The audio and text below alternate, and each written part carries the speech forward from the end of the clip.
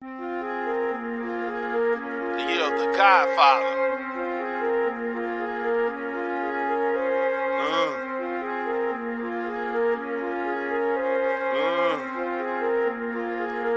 The year of the Godfather. 2020 was a bitch. What? All I wanna do is this. What? 2021. Come on. A nigga thought he was done.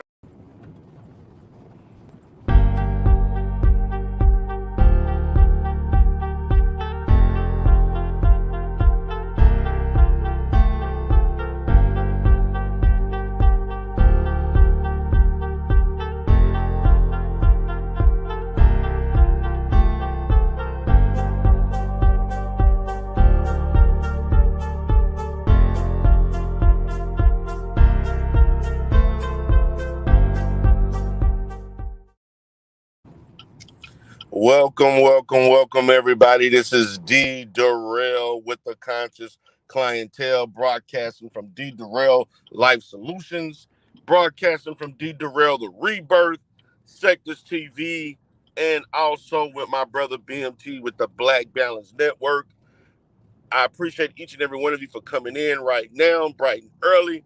Want to give a shout out to Reigning Woman for being the first person to come in to the Conscious Clientele today early on this Thursday morning.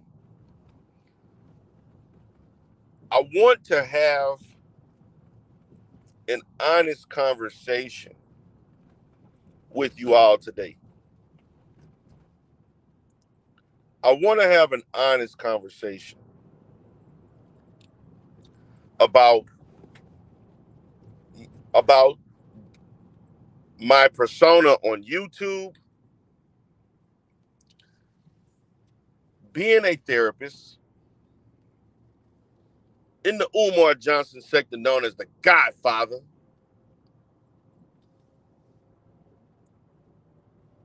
and just being D. Durrell.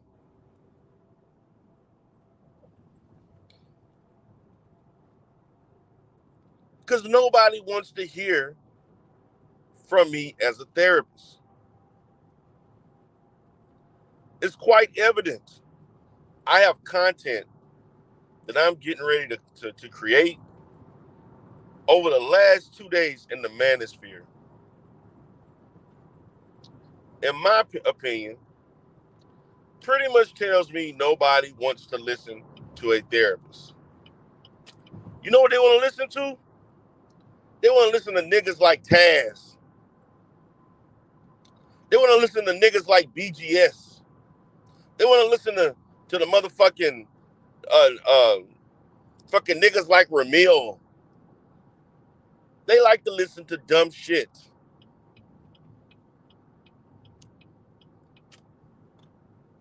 That's what they like to listen to. You want to listen to motherfucking Coach Greg Adams and motherfucking Alpha Male Strategies and shit. They want to listen to motherfucking Lucario.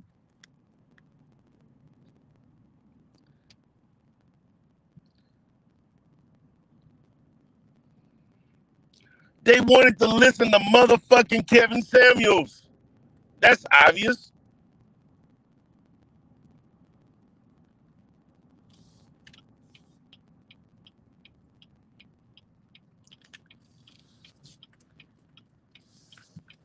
They don't want to listen to someone who's not going to tell them what they want to hear, or you have to be entertaining with it. Your ass better be entertaining if you ain't telling me what the fuck I want to hear. And unfortunately,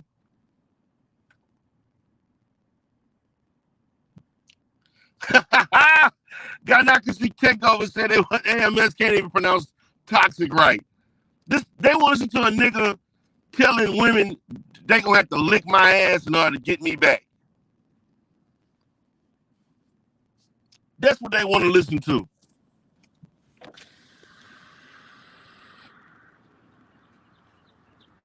To that.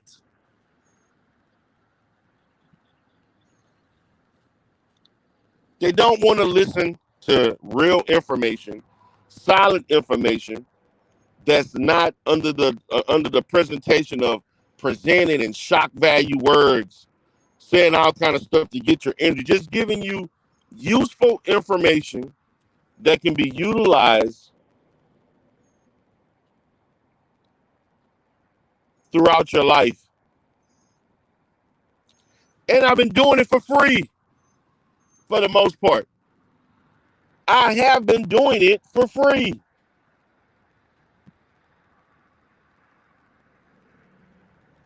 No, ain't that some shit?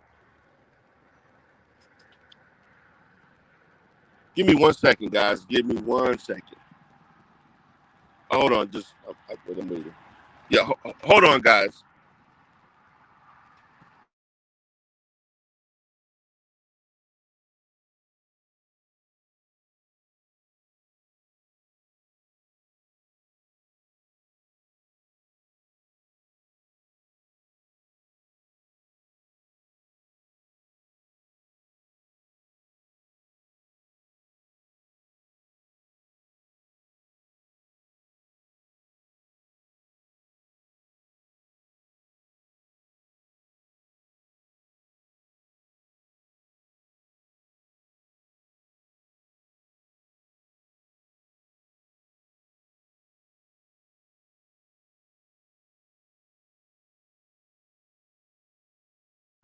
So I'm back, guys. So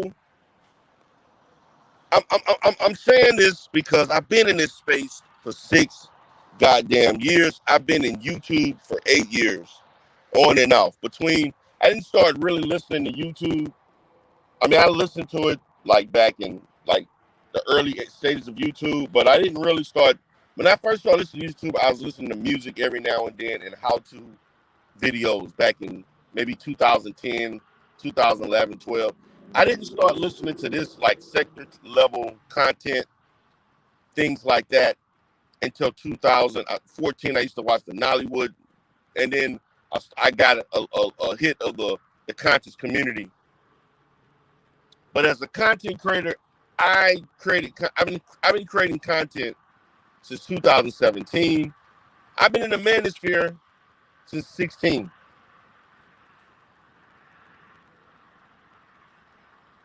So I've been around a long time.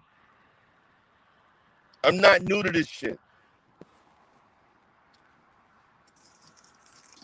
I'm not new to this. And I've seen people come and go. I've seen people come and go. I've seen people get the bag. I've seen when the Essence crisis came and a host of people just left. And I've seen the fraudulent ass services that people charge. You got motherfuckers charging $200, $300, $400, $500 for consultations that they ain't even fucking qualified. That's above and beyond what a professional like myself in real life would charge for a consultation. My consultation fees, depending on what the issue is,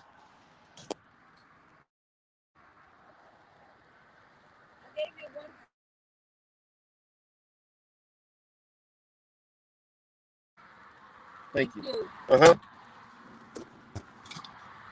Depending.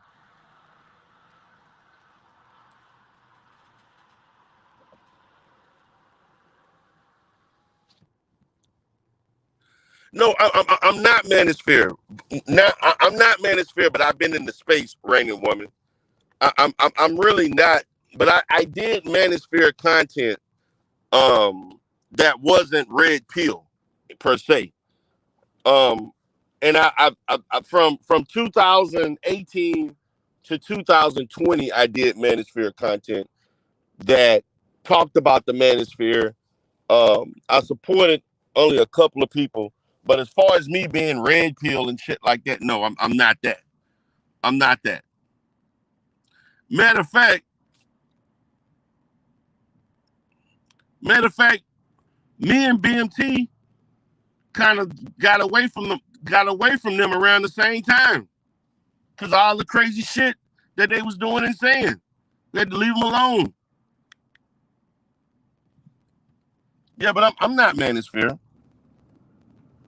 I did manosphere content per se of how dumb a lot of these motherfuckers sound.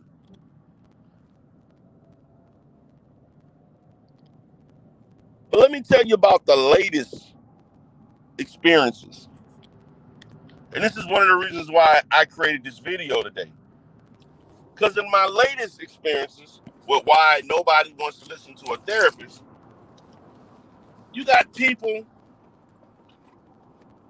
it came out of nowhere from the autism community.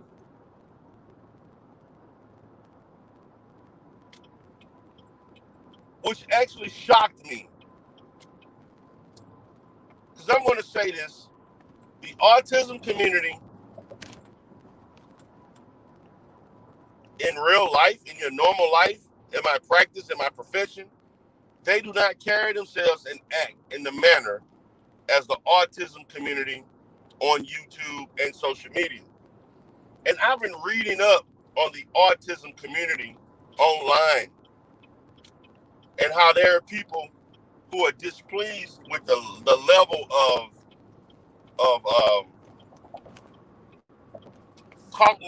cult-like behavior that they demonstrate. They too love an echo chamber. They too believe, because they have a son, daughter, or whatever relative, that they are all of a sudden they become experts in every goddamn thing. I am a goddamn mental health professional, and there's still stuff that I'm steady learning and honing my skills and becoming better at. You're always growing, but not to these motherfuckers, not to the autism community online. Let me specify online. Because these people, they will argue you to the death.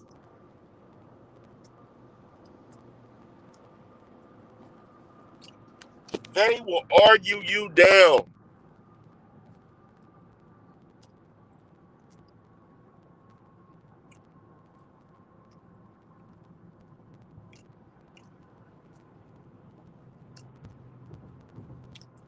Yes, demonic lounge. That's part of it. That is part of it. They don't like my persona. So fuck what? Respect my goddamn credentials. Respect my success. Respect my knowledge and education that you don't have. I don't need to be liked.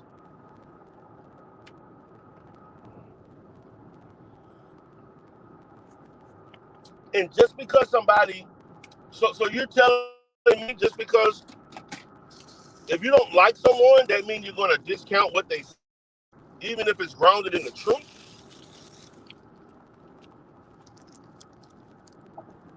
So that means you're only willing to listen to people you like.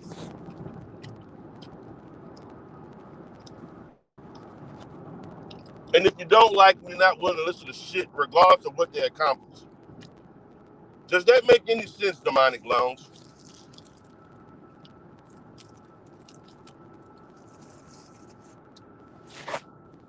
Does that make any goddamn sense? I can tell you something that could benefit you and change your life. Oh, because I don't like the videos you do, D. Darrell. I don't want some nothing you have to say. Although what you're saying is the truth. Although what you're saying can really help me and help others I'm connected with, fuck that. I don't like you. That's the logic we use it on YouTube and social media. Actually, it's been longer than the last 2 days, but I had encounters in the manosphere, which I am going to be doing videos on. And I want to let you all know two people that I will be coming at for the next few weeks. BGS Ipmore, I'm going to be on your ass. Charles Faulkner and them fucking goons that you got, those dumbasses, I'm on your ass too and your channel. So be looking out for videos on BGS Ipmore and Sergeant Charles Faulkner. Disingenuous, hateful ass. Yes, and I'm going to explain. But before I get into them lame ass Negroes, let me go back to the autism community. I have done videos giving correction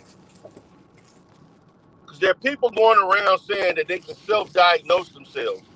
Then I found out people claiming that they can self-diagnose themselves with autism is a lot more prevalent than what I thought. It's a culture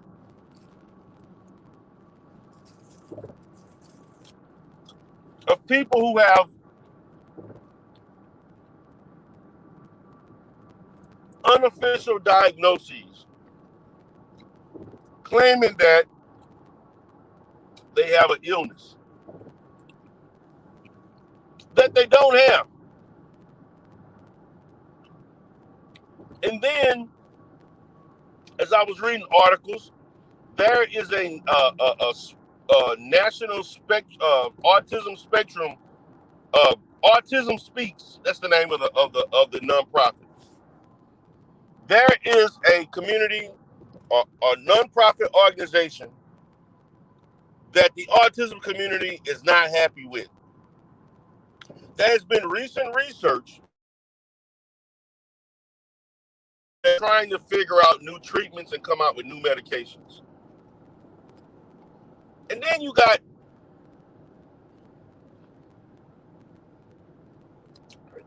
in the response of Autism Speaks trying to do these things, I read in the situation, in the article, where they have people responding to it and giving comments talking about, I don't have a problem. The environment has a problem with me. I don't want, autism is not a problem. It's me being me.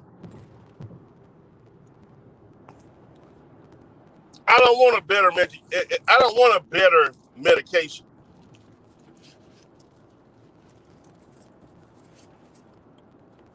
I don't want to get better.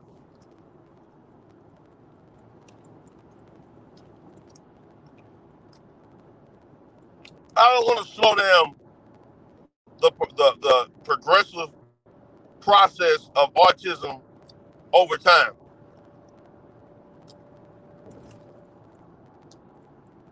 I want to stay just as I am. This is the sentiment of some of these quote unquote. I don't know if the diagnoses are legitimate or not online. Matter of fact, I'm gonna maybe create a couple of more videos on autism, and I'm also going to talk about other illnesses that are other DSM diagnoses that are similar to autism. And also, guys, I want you all to keep in mind, some of these people that got autism now, prior to the DSM taking Asperger's out and putting it on autism, they were diagnosed with Asperger's.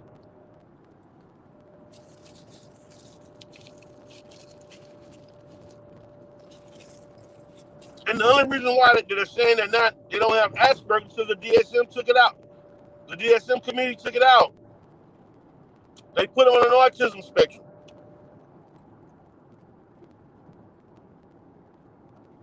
Nobody wants to talk about that.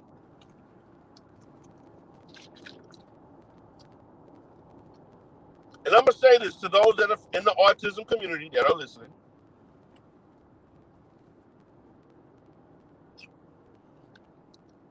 I want you to understand that from a clinical standpoint, outside of the information that you give in a clinical interview, in the diagnostic process, your opinion means nothing. You're not going to tell psychiatrists and psychologists how to treat autism and neurological and neurologists and so on. You're not going to tell master's level providers like myself how we are supposed to treat and diagnose and provide services. Even if a few of you all work in the field, nobody cares what you think from that standpoint. Your primary role should be education and support. Educate not only yourself but others, but also people who have likable situations, who have similar experiences. You are not the gatekeepers to autism. I don't give a damn how many years you've been dealing with an autistic person.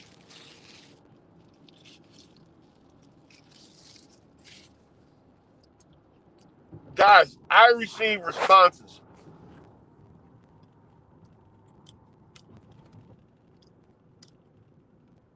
that were like 8 paragraphs long. I don't agree with you. I don't agree. This is not about me. When I provide counseling services, I don't care. I don't give the services, whether it's assessment, my clinical impression, based on what you like. And this is what you don't understand. If I base my practice and my clinical skills on what you like, you would never get better. Because what you like is not always good for you. The purpose is to make you hear, to let you hear and understand what you don't want to deal with, what you don't like.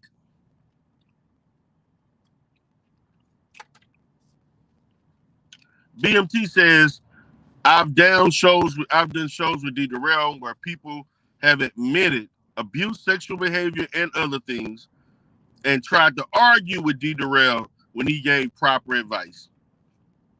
That's facts.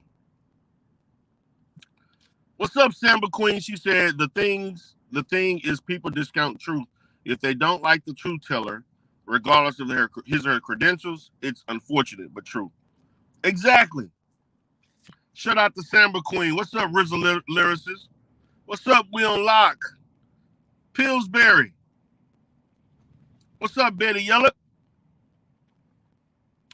BMT in the house. I'm sitting here like my interaction with the autism community has been highly disappointing. Highly disappointing. Because I am accustomed that when I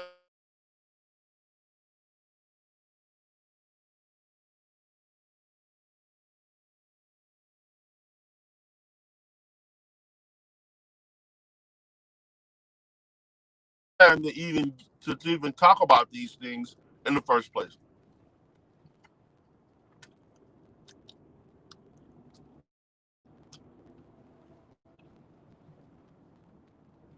As a licensed professional,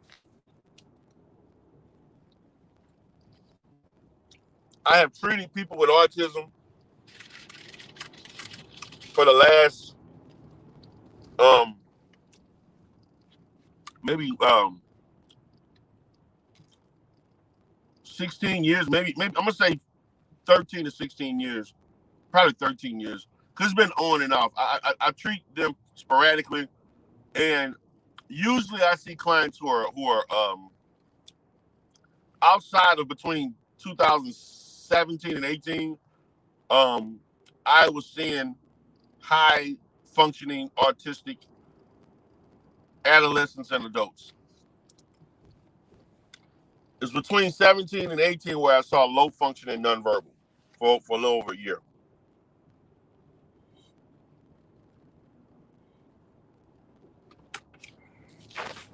And I enjoyed it, but it was taxing. It was emotionally taxing.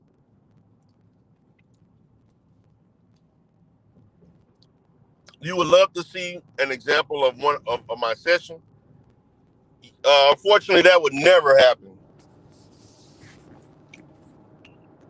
And you laughing because see, you're not intelligent to understand that when I facilitate, I'm not acting like a goddamn YouTube content creator. That's a total difference. There are actually people on YouTube who actually think the way I talk on videos is the way I talk in a counseling session.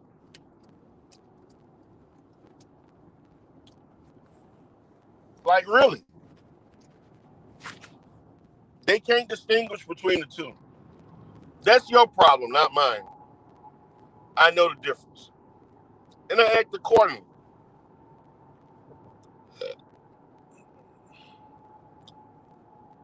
So, yeah, there are several people, and some of these people I know very well, I've had interaction with, that did not like my view on autism. In my opinion, my response is that's tough. It's not going to change. I understand the sensitivity of saying certain words. I understand the fact that you internalize the fact that this is your child, this is your family member, and you want them to have a certain level of normacy, as close as what they can get. But now you got people doing TikTok videos claiming they know every goddamn thing. And I actually read an article from the American Council Association that gave rise to that. But you think that was enough? Nope. We the autism community. I hate when outsiders tell us what to do. You in no position to decide how to treat me. Now you can make a decision whether or not you want the treatment or not, but you're in no position to tell the industry, the mental health industry as a whole, how it's supposed to deal with autistic children and adults. You're not.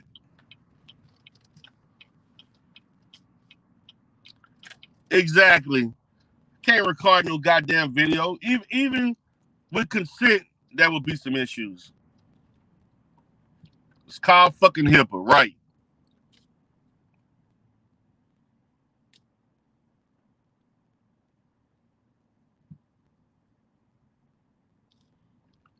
Samba Queen. Exactly. Some deal with autism either in their own lives or in the lives of loved ones.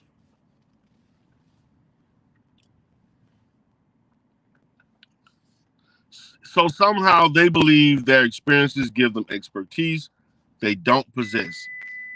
And my thing is, yes, you can get trainings, you can get certifications, and that's you got to understand. Those certifications mean nothing. The certifications are saying that you basically mastered or been educated on information. Those certifications that they give. Matter of fact, I'm thinking about doing an autism spectrum certification, just so I'm gonna do it just to see what it's about, and maybe it can give me um, more insight to why the autistic community online acts in the manner that they act. Because this was alarming to me, man. It came from out of left field.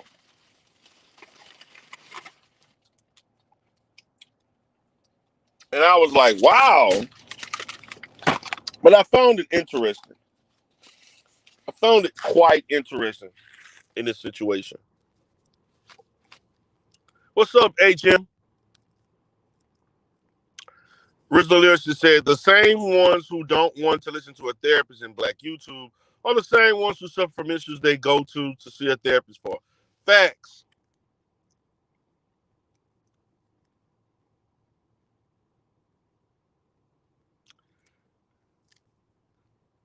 What's up, Propane?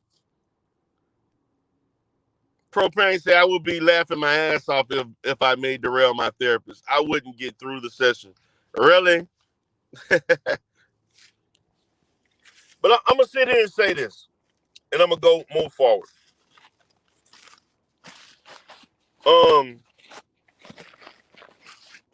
I've been on numerous shows giving my expertise. And as BMT said, I've been argued a lot. Now, throughout the manosphere and other black spaces. Now, let me get to Mr. BGS and Charles Faulkner. Now, I decided to listen to Charles Faulkner. I listened to him like maybe in the clouds for the last 3 to 4 months, probably twice a week. On average. Maybe sometimes more, but on average. Because he goes live at night. And some of the stuff that Charles Faulkner says is true. I never really had a big issue with stuff that he may say about the black community. My biggest problem that Charles is lying his ass off, and he's very disingenuous when it comes to black women being the perpetrators of the dysfunction in the black community.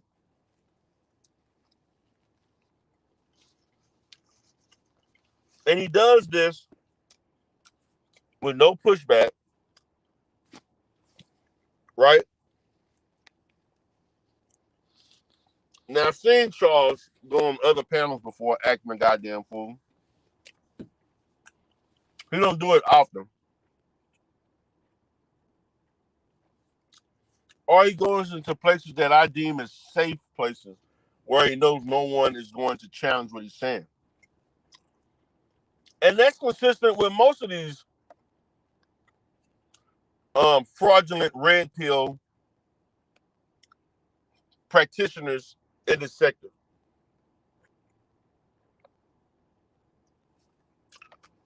They don't like to be challenged on their ideas. They don't like to be challenged. And they sure in the hell don't like to be challenged by me.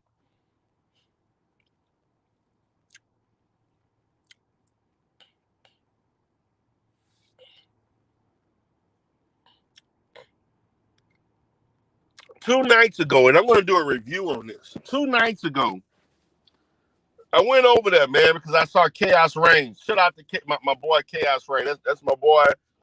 We've been knowing each other for a couple of years. Me and Chaos been real cool. Chaos has interviewed me on his show about mental health, about abuse, stuff on homosexuality, all kinds of stuff. Mental health. And I went over there, and they were like, and AJ, for those that know AJ, you see AJ over there by Reg the Bad Guy. Well, at least he used to be there all the time. I don't know if I haven't seen him there lately.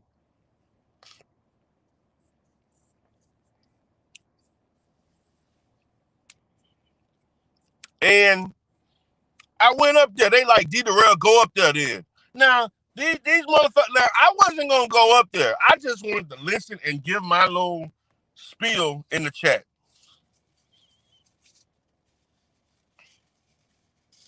So I go up there. I'm giving you all the preview because I'm going to do a live stream on that. I got a thumbnail, I got a nice thumbnail created. And so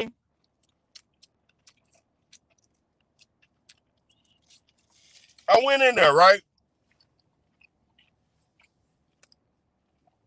Before I said one fucking word, and I'm going to repeat. Before I said one word, don't you know, guys, that I think it was, I don't know if it was Rael or Mr. Z Then he had some other goofy ass Negro that I don't even know if he sound like it's just a lame. Said, so what are you gonna want to argue with us about, D. Durrell? What are you gonna take up for these people? He said something to that effect. I'm like, wait a minute. What made you think I came up here to be arguing with you? I came to have a discussion. You give your position, I give my position. Why is it so difficult for those who advocate for red pill ideology to want to argue with those that have an oppositional position? They don't know the difference. So the minute I didn't even say one word, they were already looking at me and talking to me because they know it's I am known in the space for being a person who tries to debate and debunk manosphere talking points. No matter where I go,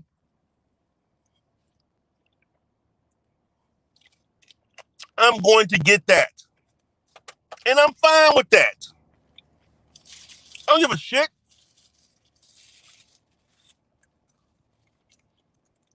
So,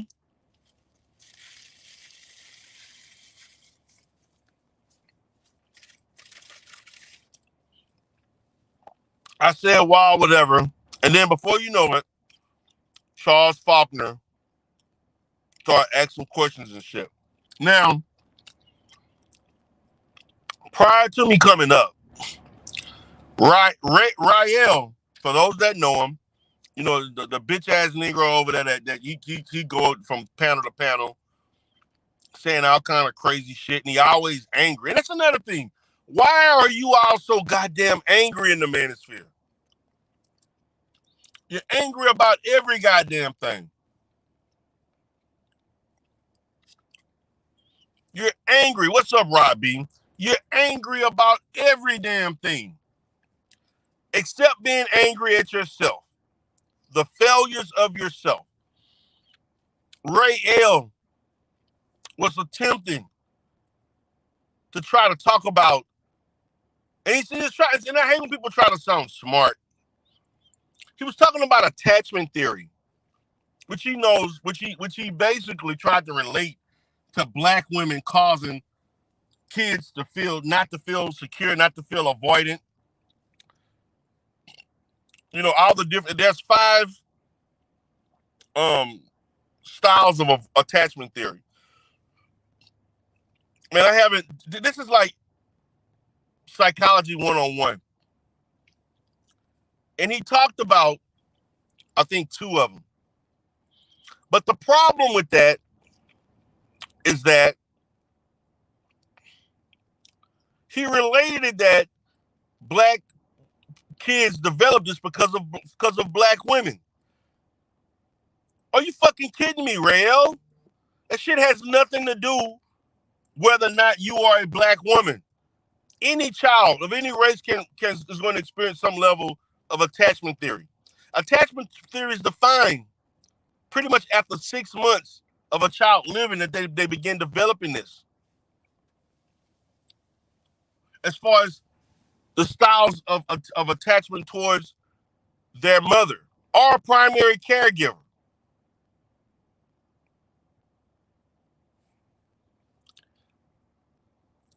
Yes, Raining Woman, I'm still alive, baby. I'm still alive.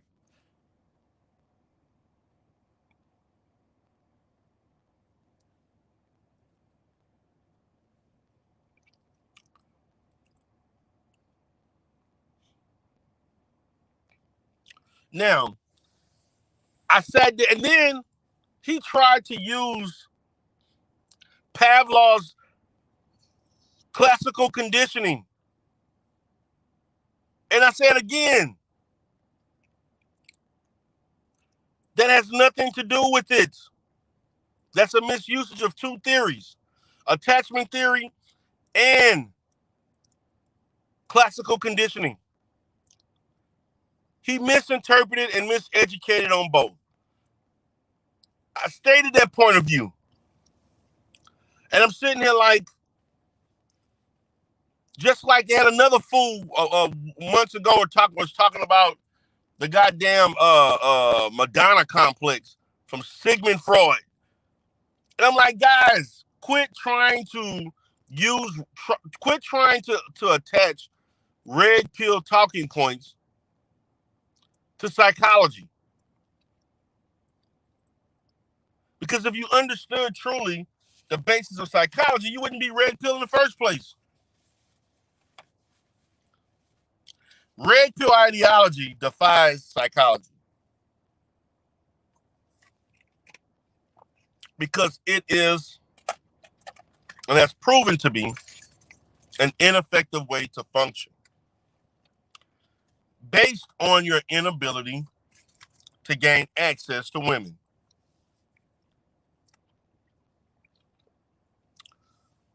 And the thing about it, to be honest with you guys, I don't talk about attachment theory that much. Because I don't, I deal with kids. I don't deal with them as much as I used to. But when he said it, my antennas just went up.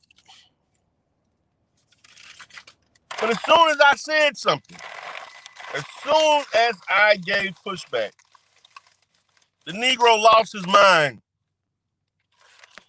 Then here comes Charles Faulkner, lying his ass off. And I know, and I'm going to say this.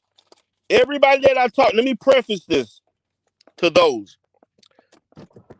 Everybody that I talk to on that panel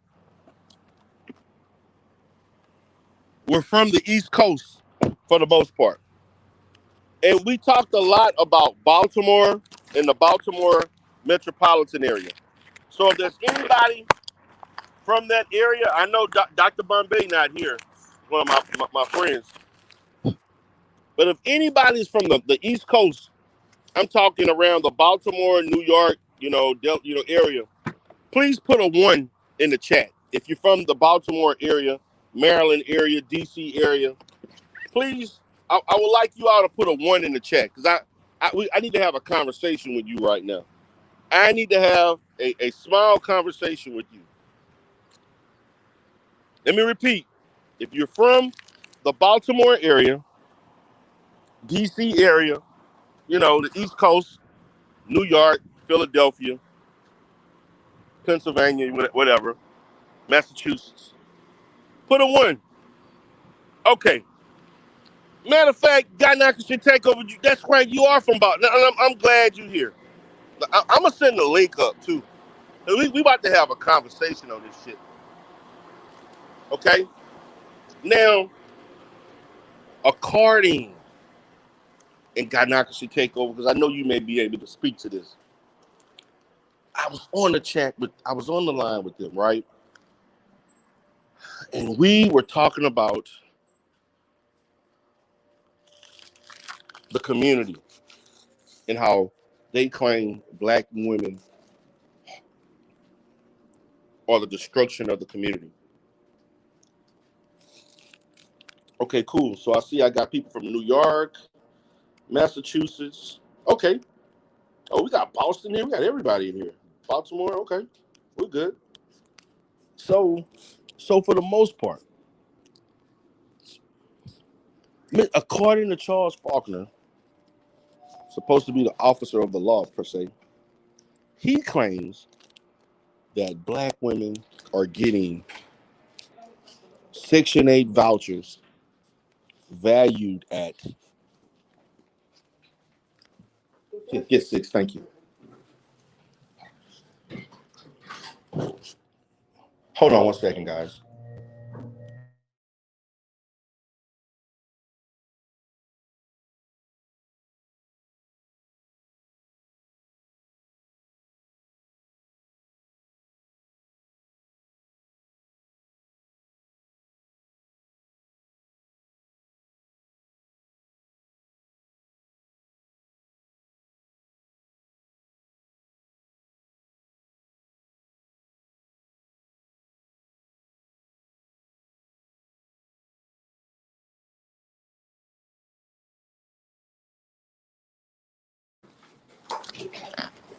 Are you sure? All right. Excuse me. You have a nice day.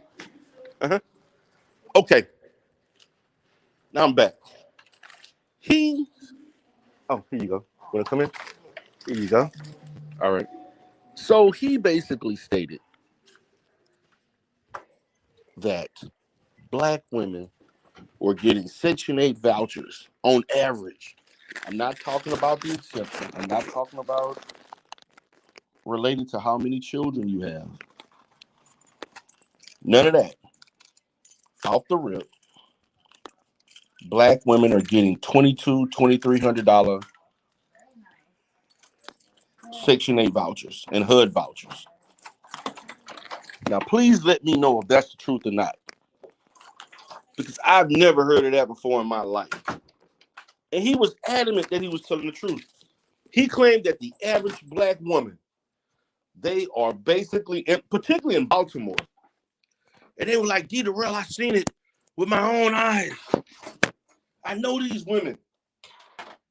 They're getting Section 8 vouchers, $2,200. They living in the ritzy parts of Baltimore and the suburbs.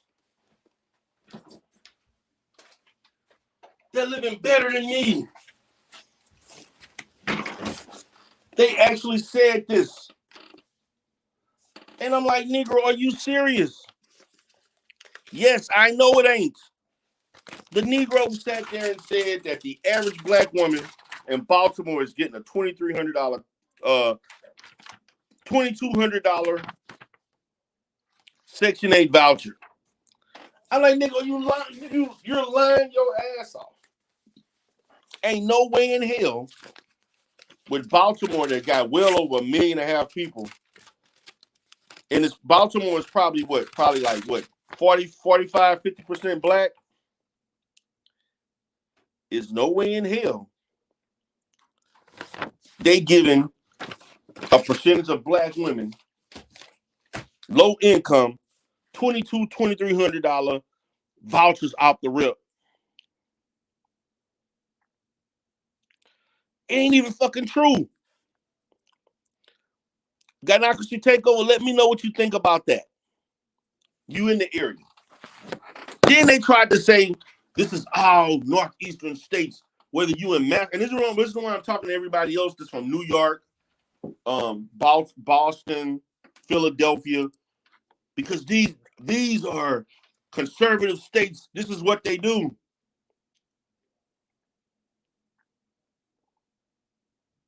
I'm like, are you fucking serious?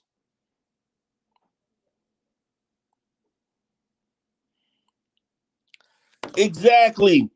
Now, to me, now I got my brother, man. I wanted to consult with my brother Kid coaching because I know he in Baltimore, and I've done business in Baltimore. I got a guy that does some services out there, and I was actually looking at getting into the. I was actually thinking about getting into the market.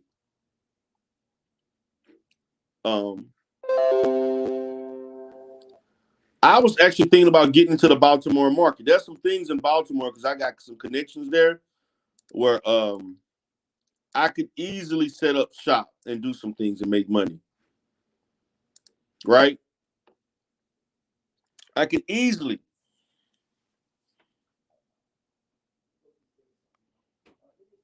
Okay.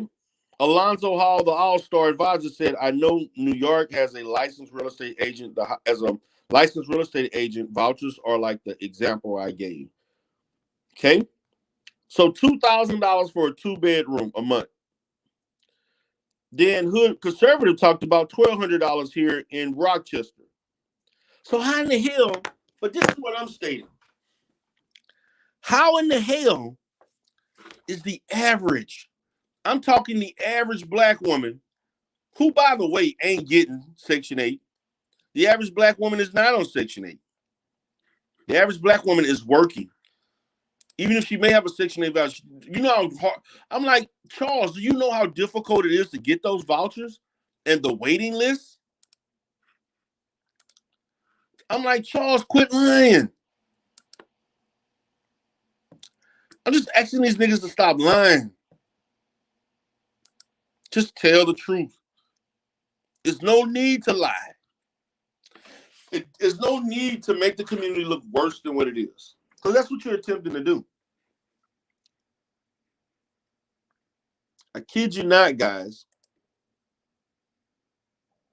I kid you not.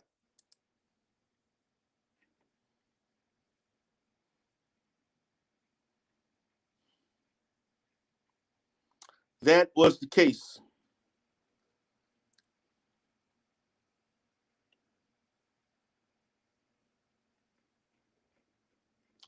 Not only that, he sat his muscle bone ass on his channel, nigga, and talked about how black women in Baltimore and in the Northeast are getting $100,000 to $130,000 worth of government aid, government benefits. Can you believe that? How the hell the government can afford to give black families, single mother led black families, $130,000 worth of benefits? I'm talking food stamps, TANF, housing, and whatever else you're trying to get. I'm like, dude, that's not true. Charles Faulkner is supposed to be a policeman. He is a policeman. I don't believe in not giving people their props for what they really are. He is a policeman. Okay. He on his panel, not challenged on nothing. Everybody in there, yeah. Got incels like Rael and Mr. Z and then you had everybody know old incel ass Gino Richardson hating his ass off the whole time I was up there. Gynocracy Takeover said, damn, what's going on with this? It's so hard. The shelters may make it hard if they give out vouchers. He tripping. Ain't no way. It take 8 months to a year. Man, I'm in Houston. Sometimes you may have to wait for years to get a goddamn Section 8 voucher. Ganaxi Takeover said, it's not that much aid at all. They just went out their way to take away all our welfare benefits to make everyone reapply. Hood Conservative said, food stamps, housing, healthcare, utilities for a family of four will be $100,000 at a minimum. No, it's not. Stop it. No, it's not. No one. Stop. I'm gonna tell you why it's not. First of all, they not giving you niggas that much food stamps. The only thing I could see equaling to $100,000 is the health care. That's if you got a child that's sick. In order for you to be accumulating that level of cost to the state, you have to have a child that or somebody in your family or multiple kids in the family, or the mother, has to have a chronic illness. So you're constantly getting Medicaid. You got Medicaid, and you're constantly going to the doctor because of Medicaid benefit because you have Medicaid.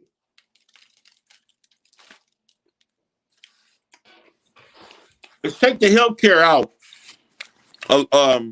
Conservative. If you take the Medicaid out or health care, you're not getting no $100,000.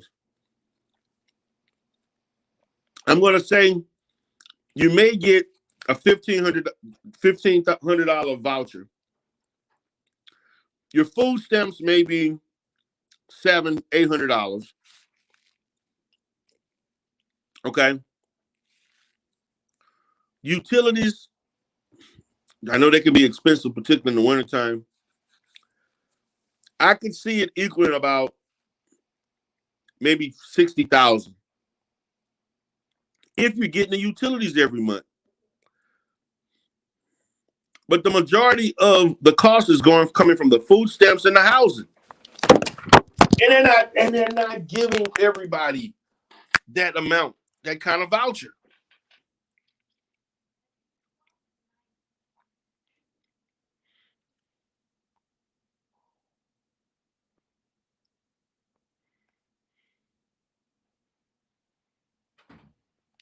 BMT says they actually shortened down the amount of food voucher money. Okay.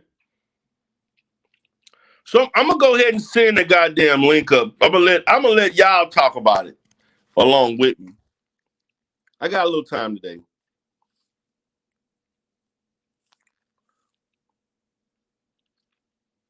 Hood services say 1,200 in rent, 1,000 in food per month. You can't take out healthcare; it's free. That's what I'm saying. But yeah, but the healthcare is free, but it's not free to the state. The state still has to account for those charges, the amount that's being billed in Medicaid benefits. You have to account for the cost because providers are getting paid. Providers are getting paid for the services they provide. So we can't discount that.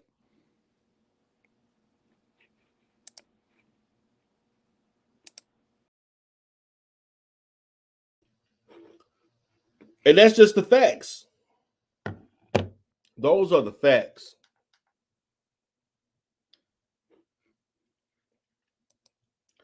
BMT says my friend has 5 kids and her family only gets 600 to 700, 650 to 700, but the food cost rise ain't much. Yeah. Red pill say 40 to 60. Conservatives say a family of 4. What about a family? Come on, man. Stop, man. How many people you know got a family of 6 or 7? Man, I'm trying to look at the typical average, man. Y'all tripping. Quit capping.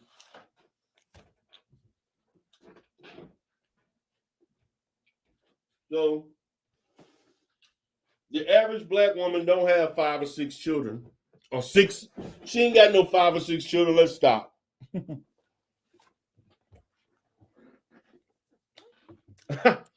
Red pill finance said, what the fuck? You're not getting 100K from the government. Again, guys, and I'm going to do a video on this. He said, and Charles, if you're listening, I know your ass probably listening because you ain't got shit else to do besides terrorizing black folks in Baltimore. They're not getting $130,000 in benefits. And then they also attempted to conflate that all of these black women are going to school, getting all this free education from everybody. I'm like, where does all this free shit come from? Am I missing something? And I posed the question. I'm gonna let Alonzo Hall speak. There are a lot of people from the Northeast that are moving to the South, particularly like Atlanta and Georgia. They moving to Texas in droves from everywhere, all across the country. So explain to me, if shit is that good and they getting all this free stuff, why are they moving out of the Northeast? In certain communities, they're moving out. What's up, Alonzo? What's going on, D. Darrell? Thank you for having this conversation and bringing light, man, because I hang out with some of these dudes on YouTube.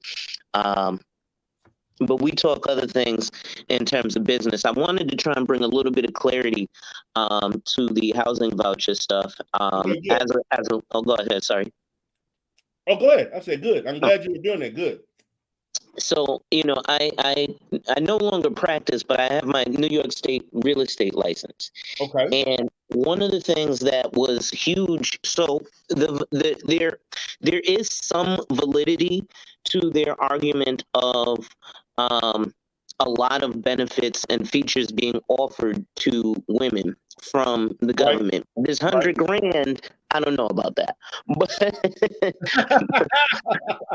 Well, I agree with them on the fact that there are government entitlements and benefits that are allocated towards women and families. I get that, and they're able to get it.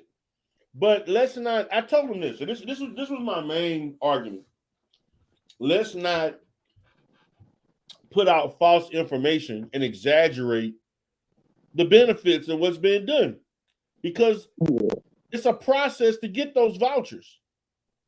yeah, it's so here's the thing. Right. Number one, getting those vouchers. So first of all, like you were saying, let's take that what you were saying, Charles said about $2,300 off the rip. So let's just say that that's an actual figure. And that's highly plausible.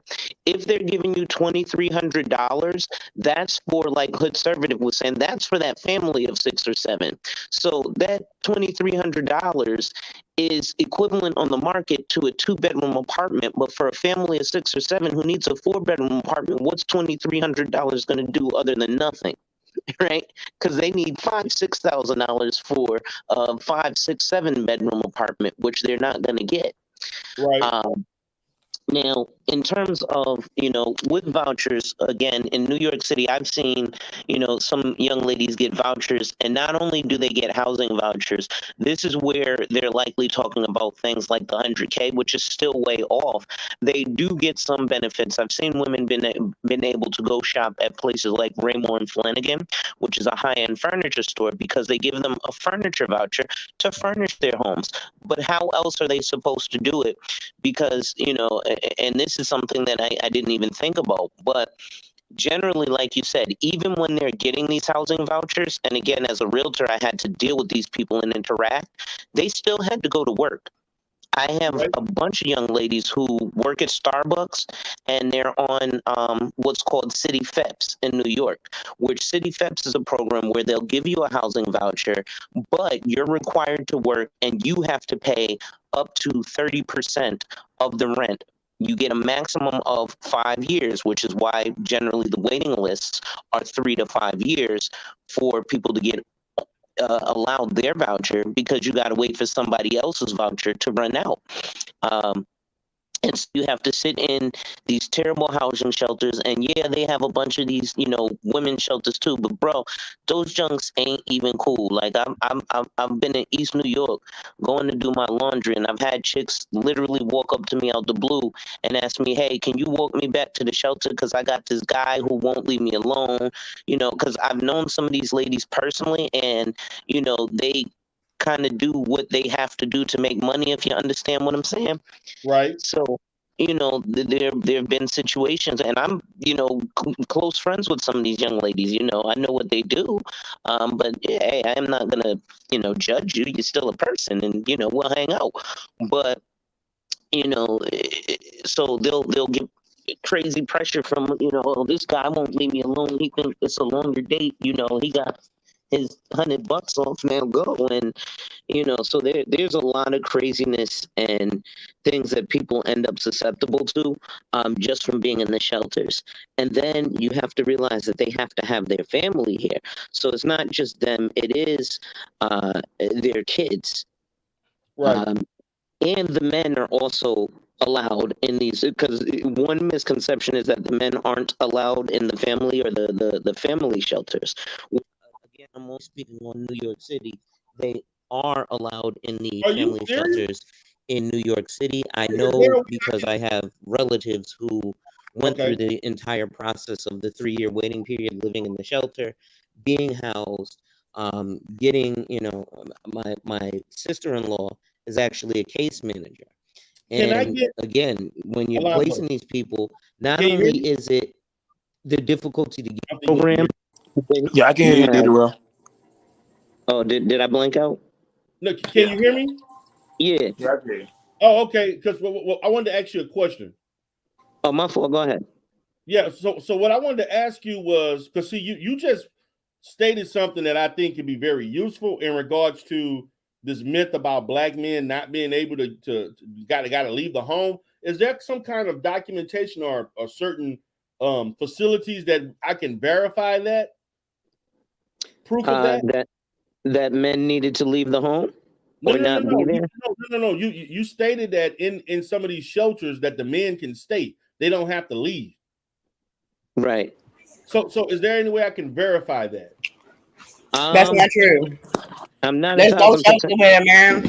You're talking about the family stay together or the Come man on, the staying in family. the toilet Yeah, space. are you talking about the family shelters? But there's Yeah, not. the family shelters. It's I'm separate though. Yeah, those They are don't. separate. Yeah, but I listen, and I'm going to disclose for myself. I stayed at a VA shelter when I was going through my PTSD. So don't worry, I'm not so I know a lot about shelter life. And even when I was younger, I was homeless. So I know what it's like to be in a shelter.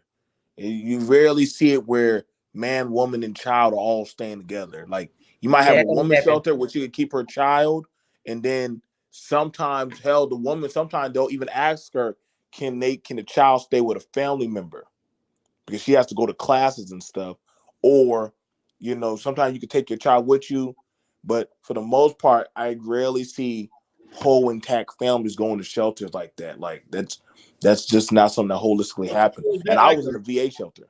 is that No, maybe yeah, no, I like was talking about family shelters for Okay. clarity. so it's designed for families, pretty much. Even family shelters, that all that stuff is split up. And the men stay in one spot, the women stay in the other spot. Like when I went to the shelter in Colombia when I was 18, it was a man's side and it was like a woman's side. But we could not go in the men's area, the men couldn't go in the women's area. And then you had the area where the women and her children stay. So they can get up and then when we eat breakfast, they can like sit together and we'll get dropped off to the same place. But it wasn't like they all standing that you don't never see that. They don't play No, that. you absolutely do see that in New York City. So they have actual family I don't shelters know where about you. So yeah, how? But what I'm asking is there a way that I could verify? Because I would like to do content on that. I I'm would pretty say sure you you could could just probably check out find NYCHA, New York City Housing Authority.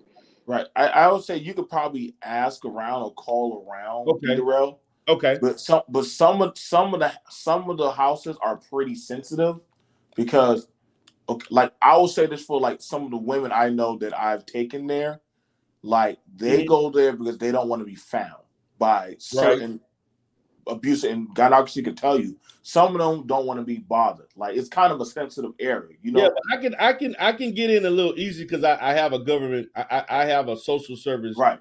So I kind of have the ability to get in places that like the typical person. And once I explain the type of business I have and providing services, they're a little bit more lax in being that I'm verifiable as having a counseling agency and treating people who seek those type of services. So I may be able to. Well, my experience is for things like that, they're more apt to give me more information, being that I'm in the field, kind of doing things within that realm. Right. I'll also see if I can bring the person who actually lived in the shelter with his wife and kids up one day. Like for me, I could tell you, and I'm gonna show you right now. Let me show I don't. This right here. I'm not sure if y'all know what this is. God, obviously, you should know what this is. This is a PEBT card. They were handing these out during COVID for children, for families with children, because they knew that one, food stamps wasn't really that much. Food had drastically went up. Didn't matter who you were, if you had kids, your pockets were hurting really badly, really badly. And I remember when I was going over that, saying, "Hey, even men, y'all can get this. If y'all have children, y'all need to go down there by the school and go fill out the forms, so that way." There be men that be down there filling it out. There be men getting food stamps. Don't believe that there are men getting food stamps and housing also. I don't know why they never Yes. say that, but I know some brothers that can put you on game. I always see at least one black man trying to talk about he on the autism spectrum and he got ADHD trying to get on it. Now it might be that is definitely valid, but I'm saying here like the black man is fucked up too. But it's only but so many that get them resources, and I do feel like a lot of our men need those resources. But that's where this conversation gets sticky because it's just like it's just like, do we want our black men to pull themselves up by their bootstraps, or do we want them to get some type of help, or will it make them stay? I'm gonna say this honestly, and this is and be honest as for black men. This ain't me beating up on black men. Don't like admitting when they're drowning. If that makes any sense, like yeah, the women don't have, and the women don't have a problem saying I need help. The men will try to fake it till they make it, knowing like, bro, you need to go into that shelter, bro. Like, you need to go in there rather than try to lay up under a woman. You need to go into that shelter, go into the program, let them take you through the stuff and get you the help you need, and then you could probably get back on your feet. It's not an easy process, but I know men I have tried to push in those programs, and they say, "Nah, I'm not going. Ain't no man gonna tell me what to do, or no woman gonna tell me what to do." Then I'm like, then dang, I don't know what else we can do. Because I know plenty of guys that literally I did a video, D-Darrell, of a halfway house for black men. The men in this space, they didn't give a damn about that halfway house. They didn't care about trying to help those brothers. exactly. They talk about they want to do meetups and all that stuff. You would think you want to help the brothers in the halfway house. Mm. They really don't care about black men. That's the thing that needs to be talked about. When you look at the manosphere space itself, and I tell people all the time, being in the manosphere, you don't have to be red pill to be in the manosphere. There are people that talk about tech, they do other stuff, and those are not the bigger channels. Whenever it comes to issues that can help assist in any manner towards black men or black boys, they don't listen to that. They want to hear about it's a black woman's fault for every goddamn thing. If you're not talking about that, they don't want to hear it. And then, but the thing about it, when you tell them that, they want to get mad and upset and say somebody need to hold them. I'm like, listen, you cannot, a black man, I'm gonna say this. You cannot hold somebody accountable that is not going to hold themselves accountable. So it's a waste of time thinking that somebody's going to hold somebody. You can't hold me accountable until I hold myself. If I don't value myself to change, I'm not willing to listen to those that can provide me with ways to change. What they mean is they want them to start crying like on Kevin Samuels, because that's a lie. That it's not that much. You don't get that much for a voucher, no matter how many kids you have. It is based off how many kids you have. And even still, that amount, you might not be able to find a place. Like, for instance, mine was $1,650 for a 2-bedroom. I still didn't get all the bells and whistles and all the utilities and benefits because I never had a rental history. So I had to move kind of like, in a place that I really didn't want to. But at the same time, I'm like, well, this is pretty nice for my first place. But a lot of women losing their vouchers in certain states, like you see it all over the news, because they get that voucher and they think they supposed to be somewhere so better. And it's like, no, you gotta have a starting point. Okay, and then you gotta work your way up. You're gonna get a house. It's even real estate programs for Section 8. So that way you can become a real estate agent and you can own your house, all that shit. But it's gonna take time. You're gonna have to have a starting point. Everything takes time. I can tell you right now, for me, and a lot of people who know me in the space, I run properties, and I'm a property manager, and we have housing. For me to be able to allow somebody with a housing voucher to stay there, I have to meet state requirements. Standards, and they're going to send somebody from the state to walk through that whole place and have to meet that. Okay, is this safe for a child? Is there like a ramp just in case we have a person who can't get up like through the stairs? Like, I literally have to. And some people, I'm gonna be honest, on the other side, they turn down people with vouchers because they discriminate. Yeah, they do. And that's what I was saying. They turn down people with vouchers. And see, so I want to ask, because he named a very, and I didn't know how true this was. The general, I mean not the general, because he was up there too, but what's the guy? Oh, Charles Faulkner. He's in Baltimore. He's a cop in Baltimore. He was saying like, are you restricted when you get these vouchers to be in certain areas? Because he was naming it was an upscale area in Baltimore. I think something start with a C, something like that. Something he was naming. It's very restricted. It's a lot of discrimination, and you is restricted because a lot of them areas with money, they'll just tell you to leave. Because here's the thing about a city like Baltimore. I don't know about no other place. I'm born and raised in Baltimore. It's very segregated, but it's right in your face. You'll have a very nice building in the middle of Lexington Market. Lexington Market is where all the fiends go to lean out and stuff like that. And then they got, they sell food outside that market. But in that market, they used to sell off slaves. But why is it this rich, fancy place in the middle of that market and stuff like that? And then they had it listed for a certain price. And I thought I could go up in there. And I'm like, y'all right by Lexington Market. I thought this was somewhere that took vouchers. They don't. But it's right there by somewhere where Black Fiends is just sitting there nodding out. So you just don't know. So while he talking shit, he might have been looking at an apartment, a high scale apartment that's in a bummy ass place. But them white people don't care. They want the benefit of living so rich and prosperous and stuff like that. But they look down at everybody that's fiend out and shit like that. And that's cool. Right. So, right he was naming, talking about these exclusive areas of Baltimore. This is they getting vouchers to afford to live in these exclusive apartments. I'm like, are you serious? No, it's not like that. And them apartments be $3,000 a person. A person, not a month, a person. I'm gonna be honest and tell you right now, and this is no shade. When we had it in our town, that they were asking that we're talking about building a new public housing apartment. I'm not going to lie. We did vote against it. We voted against it. Usually, when people start hearing about public housing being built, it gets brought before a board, and it's going to be a vote for yay or nay, or hey guys, can we do this? You get sleazy slumlords at times that will abuse or mistreat. You'll have certain types of entities move in to those areas where people are supposed to be getting back on their feet and bring drugs, gangs, prostitution, and different other things. It gets really hectic. And that's when it starts getting murky waters. So yeah, but you know what's fucked up? I'm going to cut you off, BMT. No, go ahead. The people that sell drugs is not even the people that live around this motherfucker. That's what I'm saying.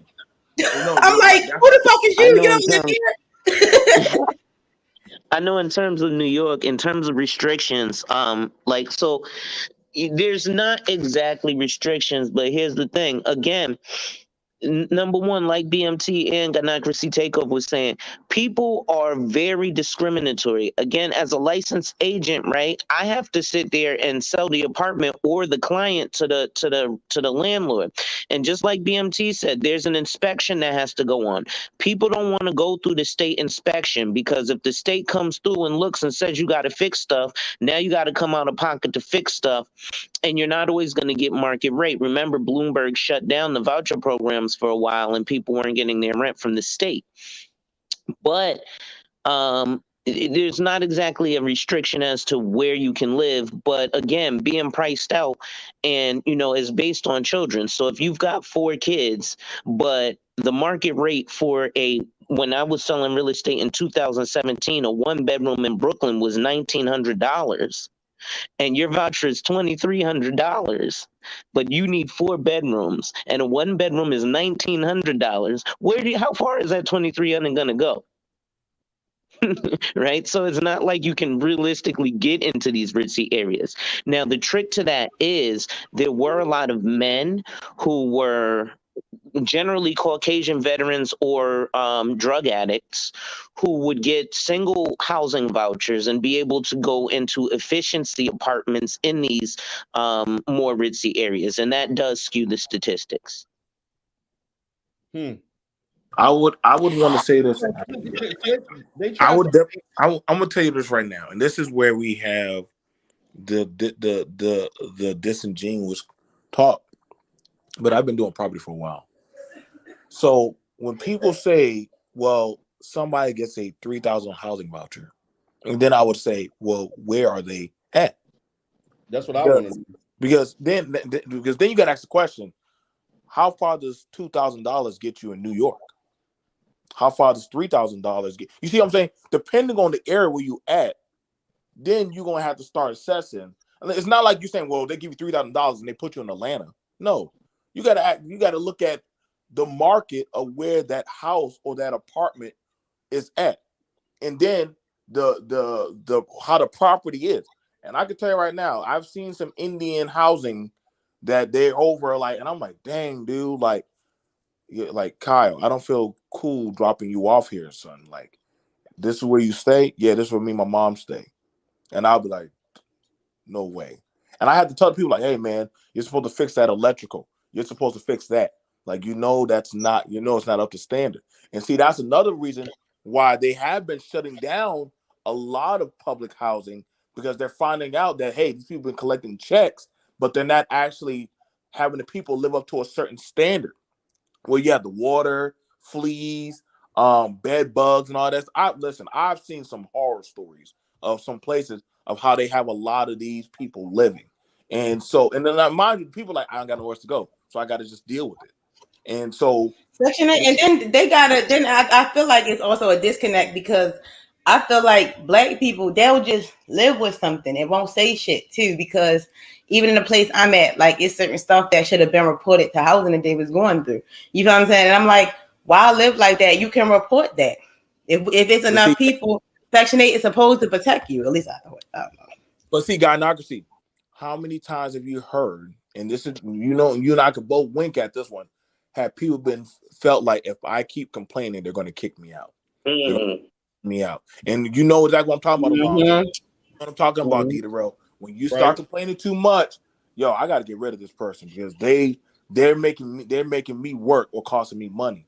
And so this actually does happen. See, this is why there is a disconnect with people say, oh, them women, or they got it easy. But see, you don't know actually the process of what's actually going on, man. And like, it's a lot of bad stuff that goes on behind there. Like, understand, people already, the minute you hear that they're getting some type of assistance, they already get a downward look on them, like they're not human anymore. And that's not true. Like, I mean, when I was younger, I had food stamps. So what y'all guys say about me? I have food stamps. It is what it is. You know, a woman took me to the DSS office, say, hey, this brother, he doesn't have no food in his refrigerator, and she helped me get it. I got $275 of food stamps. Right. So I actually, I was surprised. I got taken back when I found my old food stamp card at my mama's house. I said, dang, boy, I came a long way. But see, here's the thing about it. Once you start making a certain amount of money, because that's the thing about when you are getting any type of assistance, you have to fill out forms, and they're going to ask you about your income, how many people are in your house, and X, Y, and Z. And they actually will do backgrounds. They are very thorough now in doing a background check. So once you start making a certain amount of money, they start trickling down on how much you can get. And that's the thing about, I know some women who have 1 to 2 kids, and guess what?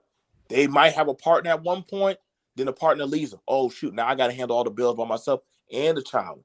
So, but they're already looking at the household one type of status. The system is definitely not perfect. So what happens is they're going to be like, well, we're going to be pushing you off of food stamps. Wait, that's not cool. Like, I just because I make over $1,000 at Amazon, yeah, but you make too much money.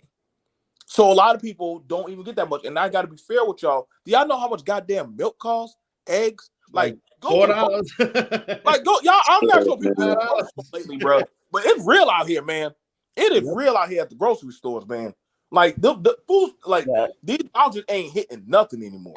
Like they really ain't. Y'all think gas is bad? Y'all must be not eating. Y'all must be eating on bread, air, and water. And it's been like that for a while. This ain't just start. It's been like this for like what, 3, 4, 5 months? Years. 6 months? Shit, years, bro. Food been going crazy. So help me understand, because this is my problem with the manosphere. Is like they want to claim they're supposed to be brothers of, supposed to have this insight and intelligence, But it's like I'm sitting here hearing Charles fucking a lie. Okay, and it's almost like when you question the lie, there's a problem. Now, when you sit up there and say black women getting 130 on average, I'm not talking about, let's say 2% of those that get benefits, are getting $2,500, vouchers and $800 to $1,000 worth of food stamps and all this kind of stuff. But when you're sitting here and telling me that the average person is getting $130,000 worth of benefits, I'm sorry, man. That don't make no sense. How the hell you getting $130,000 worth of benefits? You barely get 30,000 a year. What? Barely get 12,000. What is he talking about? Like, is he talking about as far as like more for prison population than they do for quote unquote entitlement programs? We do realize that. Like, I mean, if we want to say something, if we look at all the black men that are locked up for all intents and purposes, getting free housing and food and free infirmary visits from doing dumb shit to get locked up. I mean, technically, we could call that an entitlement program. You know how many, for lack of a better term, I guess I'll use a RBR term, noon kiggers I've seen who do dumb shit to get locked up. And I know a dude who gets locked up every other week. I got a group of homeboys, 3 brothers. They're never all out together. They're always, one's in jail. And they're all about 40 now. Right. You got to understand, and that's the thing about it is this, man. And listen, I'm all for accountability. I am, but I'm telling you, and you can also go hit up Faith. Faith did a show, actually going over black men can get on public housing and food stamps and everything. Right. And a lot of women were taken back, a little bit surprised about that show. But she was showing that getting a public assistance is not based on gender. It's not and that's what I was trying to tell them, that because I know I've had plenty of clients that I have seen through community mental health, men, and especially men and women, particularly men, that are getting just as many benefits as anybody. Right. Like there I know a lot of men that your mama had already kept you on the insurance. You know how many black men are still on their mama's insurance? Still on their mama's insurance? Still on like getting help with different types of assistance because their mama put them down? Right. Mama, what's my insurance card? Boy, I got it at my house. Come on by. Hell, I even filled it out for your children too. Like there's a lot of black men that are like that. I know we don't want to admit that, but I've done seen a lot of stuff, especially at the job. So the issue is the have and have nots. As a man, I'm not going to be jealous of what women are getting versus that of me as a man of what I know I can do. And I know y'all talk about equality, but I'm sorry, man. Like this, you got to be holistic to you. Like that program, those programs were made by men for women, and then after that for families. And then after that, they start expounding. Say, okay, men, y'all need help, but men don't holistically go into the programs. I know y'all like bringing up about the homeless situation, but there actually are more homeless women and children on the street, and people don't want to actually admit that. But I actually showed. Go look at these go by some of these hotels. You'd be surprised who are staying up in the hotels like that. And it's some pretty grim situations. It is what it is, man. You got runaways, you got mental health issues, you got people who have that they messed up their credit, so they can't get into place. You know this, and I know this, D. Darrell, especially. I just told them, man, and this is the thing, man. I mentioned to them that early this year and last year. No, it was in 21. It was actually this happened in 20 and 2021. I helped a runaway that was 16 from Baltimore. I got a referral because somebody saw me on the internet and they asked me, and I actually did content about it with K Coaching. Now, for those that know K, he does K Business Coaching. They were in Baltimore. I helped her, get counseling and everything, help the parent, her reconnect with her mom and all that stuff. Then there was another lady that I helped from that same area. I don't think she lives not in the city of Baltimore, but it was somewhere in the surrounding area in that county. She was looking for housing.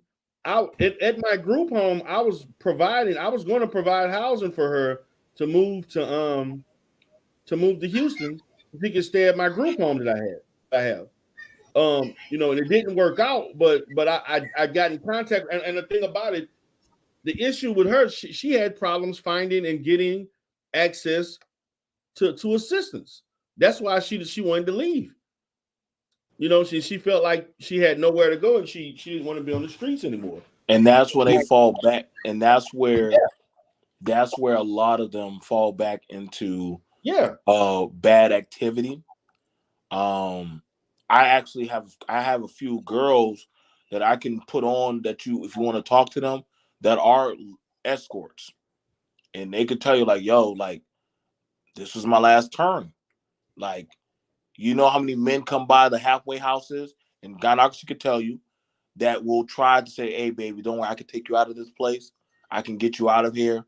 And, we have to tell, I got to tell a lot of the Hebrew Israelites, yo, dude, y'all please stop preaching y'all bullshit around these goddamn houses and shit, saying that y'all can take them out of oppression. Then you take them to your internment camp. That ain't I'm just being honest, man. Like, we see a lot of it happen. We see a lot of it happen. Like, we gotta have.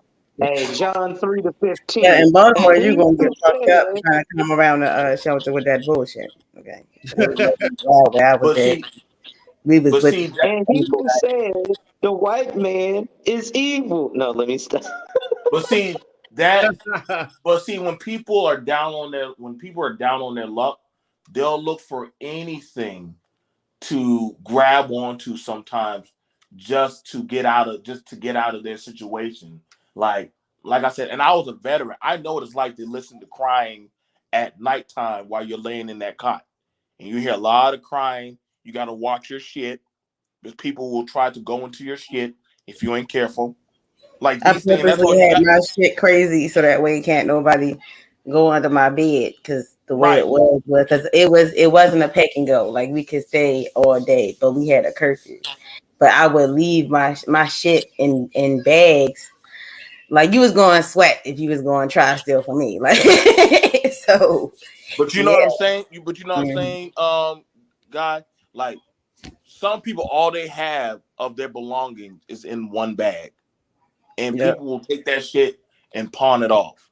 Like, they'll take their wedding ring, or they'll take there's something that they had of something that's keeping them mentally grounded, and people will take your shit. So when people say, well, people got it easy, I'm like, you say that because you haven't been there. You haven't been punched in the mouth like they have been. And some people, they'll try to get off of drugs. I'm sure you've seen them, D. Darrell, and they keep on recycling right back on into those processes. It's not easy, whether it be drug abuse, sexual abuse. This is why I do not like when people come on these panels and they have traumatic issues and they start telling people that you don't know. Like, versus somebody who actually licensed, and then you got people saying, well, of course, they can just say that and there's no repercussion. Dude, they're already going through it bad enough, man. Like, they're already getting screwed over horribly. So, it was one. I think one person started talking about how, I think it was a few years back, we had a few men that were laughing at a girl. Remember that video, Dita, what we did with the girl and her dad and stepmom were abusing her? And and the men were happy about it. And I said, damn, this is fucked up. No, it was crazy. Mind you, because of that video, they moved the girl to a safe home out of that home that she was in with her father and the mother. and the stepmother, because she was getting abused that badly, where they were pulling her hair, they pulling her on the ground, laying on top of her and screaming at her, all on camera and shit, because she kept running away and they kept catching her and bringing her back. So this is the situations that do happen where I don't feel like I have anywhere to go. So this is why I don't try to judge too harshly. I think one girl, uh, and she already told the story. She felt like she was pregnant and her family was forcing her to have the baby, so she took her own life because she was like, I can't do this. I have no help. Nobody's going to help me get out of my situation, and they want me to carry this child. So she took her own life because she kept trying to run away from the situation where she just gave up. Horrible. And so, but you know the thing that's horrible about it, what she really messed up was people were dragging her on Facebook about it. Where it is like, damn, I got no other. This is my only option. So when we have these things, people don't understand. You know, I knew people like that too. there are people, yeah, and it's sad. People, they're like, well, that's why I looked at the irresponsibility when people said, Darrell, why don't you record your counseling session? Are you fucking crazy? Nobody wants a camera on them when they're at the low. Nobody wants a camera on them when they're going through those kind of traumas and they have it all posted online. Like, no offense, online is not the safest place for people. Like, we see more people have been killing themselves lately because they've been online and getting like dragged. And it's already bad enough as it is. So this is why I'm saying, man, like I said, Didero, you good. But you definitely dealing Everybody's with a jealous lot. of me, so that's why I look at it as jealousy. Mm-hmm. Like yeah, like Right. a lot of our elders tell us from time to time that people is jealous and just gonna say shit just to say shit. But people really take that shit to heart, and I don't understand why. Because you still have they still have their following. People still following. People don't give a fuck. People Right. phony. People fuck with you and the other person. That's the weird thing about the internet. And if you don't see that, and if you don't inquire about it, then you just got to be in tune with yourself, in tune with what's going on. Nobody cares. People just nosy. So people still gonna rock with you. You still going. You know what I'm saying? It's very hard to you know get canceled online. I guess just keep vibing. I mean, it's motherfuckers on here that have egregious shit in their background, and they still get 1,000 in the chat. I'm like, what the fuck is this? Oh, we got sexual predators. Huh? We got I think one of the stakes that got D Darrell in trouble was he was calling out sexual predators in the space that are live content creators. And I was like, damn, how are they still getting on panels? How are they still getting clout? Like, these people Thank you. they normally have records. Now, these are the same people that are saying that, hey, it's the women's fault. And I'm like, damn, dude, like, we got to come out of that mind. Like, listen, I get it. People do bad shit, but we got to start looking at what's going on as a whole, man. Like, this shit is getting very egregious and it's getting really bad. So, you have some pretty reckless behavior of shit going on in these spaces. You know what I'm saying? And dudes will say, well, the young girl, she tricked the man. What the fuck? How does a child trick a man? How does a child that is 13 trick a man? I think you saw the show, Ganapsi. Yeah, I saw that shit. Like, Ridiculous. Wait, 13-year-old child tricking a man? Exactly. What This is about him. what?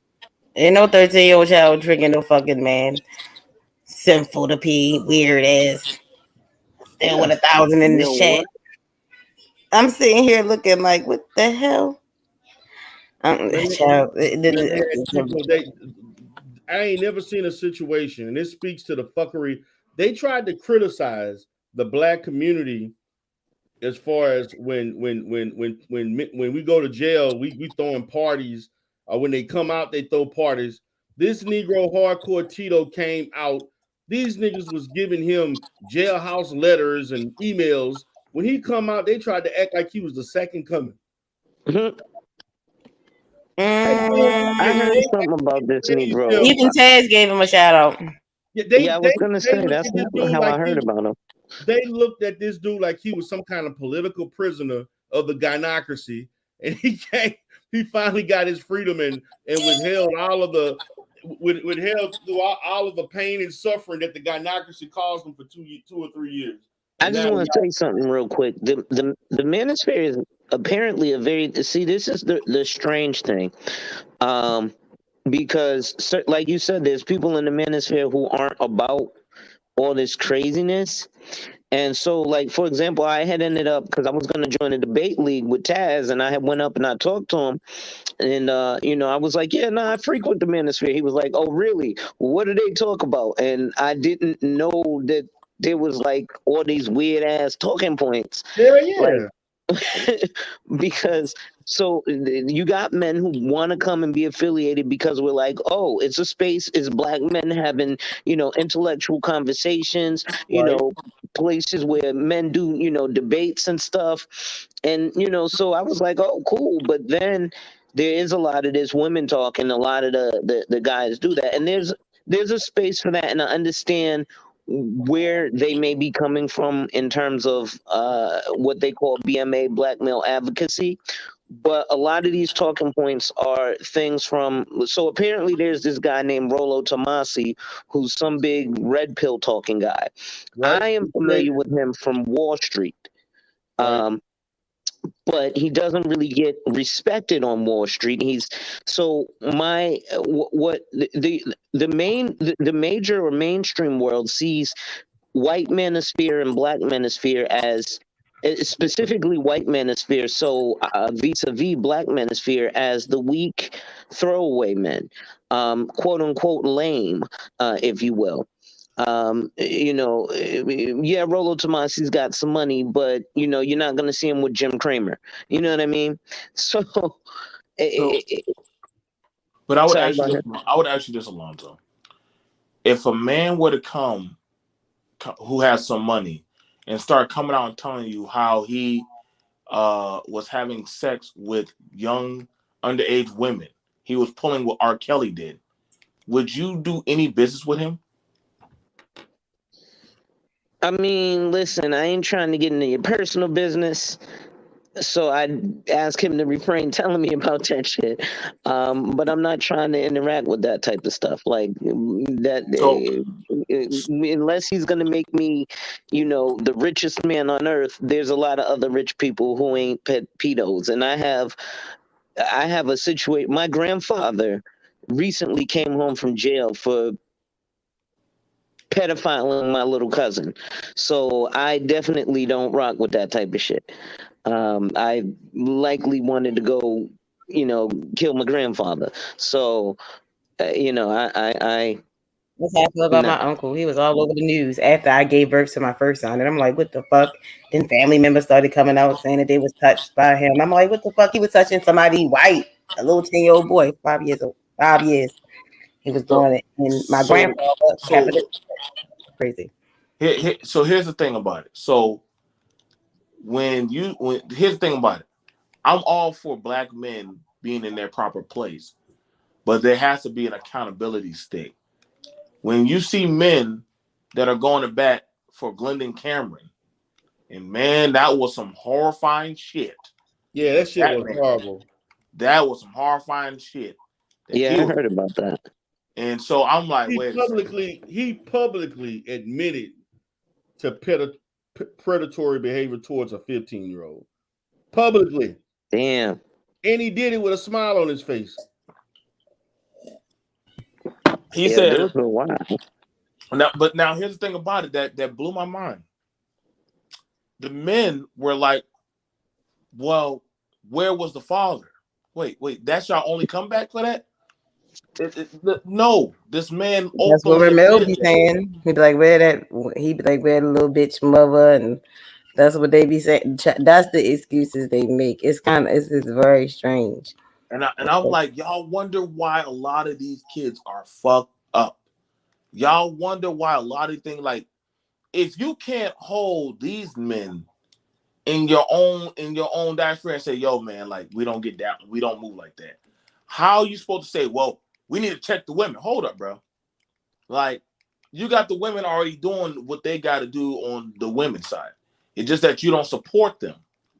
But then you also have it where, I'm not gonna lie, some of these women, y'all know who y'all are.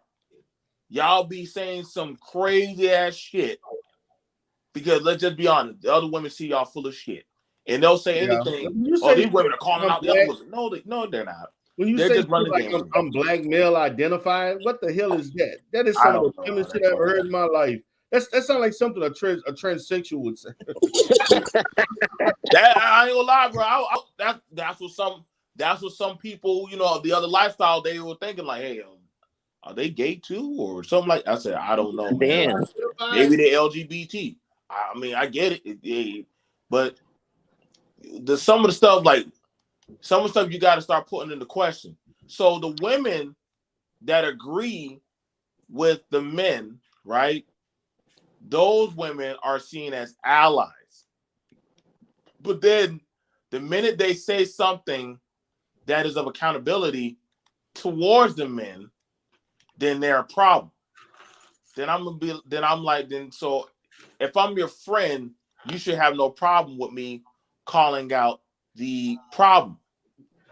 So I guess you just wanted to hear the feel good speech versus that of the women, they have it on their side where they call the women whatever kind of names and shit. And see, that's why, like I said, man, like you're not gonna get like these men don't want to like. If I never saw all these goddamn attorneys and lawyers in this goddamn space. Ain't none of y'all Negroes ever went to family court. Mm-hmm. We never heard none of y'all ever go to family court, never go to petition for your kids. Well, that's because the women automatically get the kids. That's not true. That's not true. I know a lot of fathers, actually in this space, Jay Shine, OG, Jay Speed, goddamn, who are L. Nixon. We know a lot of men in this space that have the kids. Why don't y'all ever listen to them? Oh, right, because they're balanced. There's a balance to the shit. They want to hear goddamn the feel good me, feel good to tell me stuff. Hell, even Charles got his son.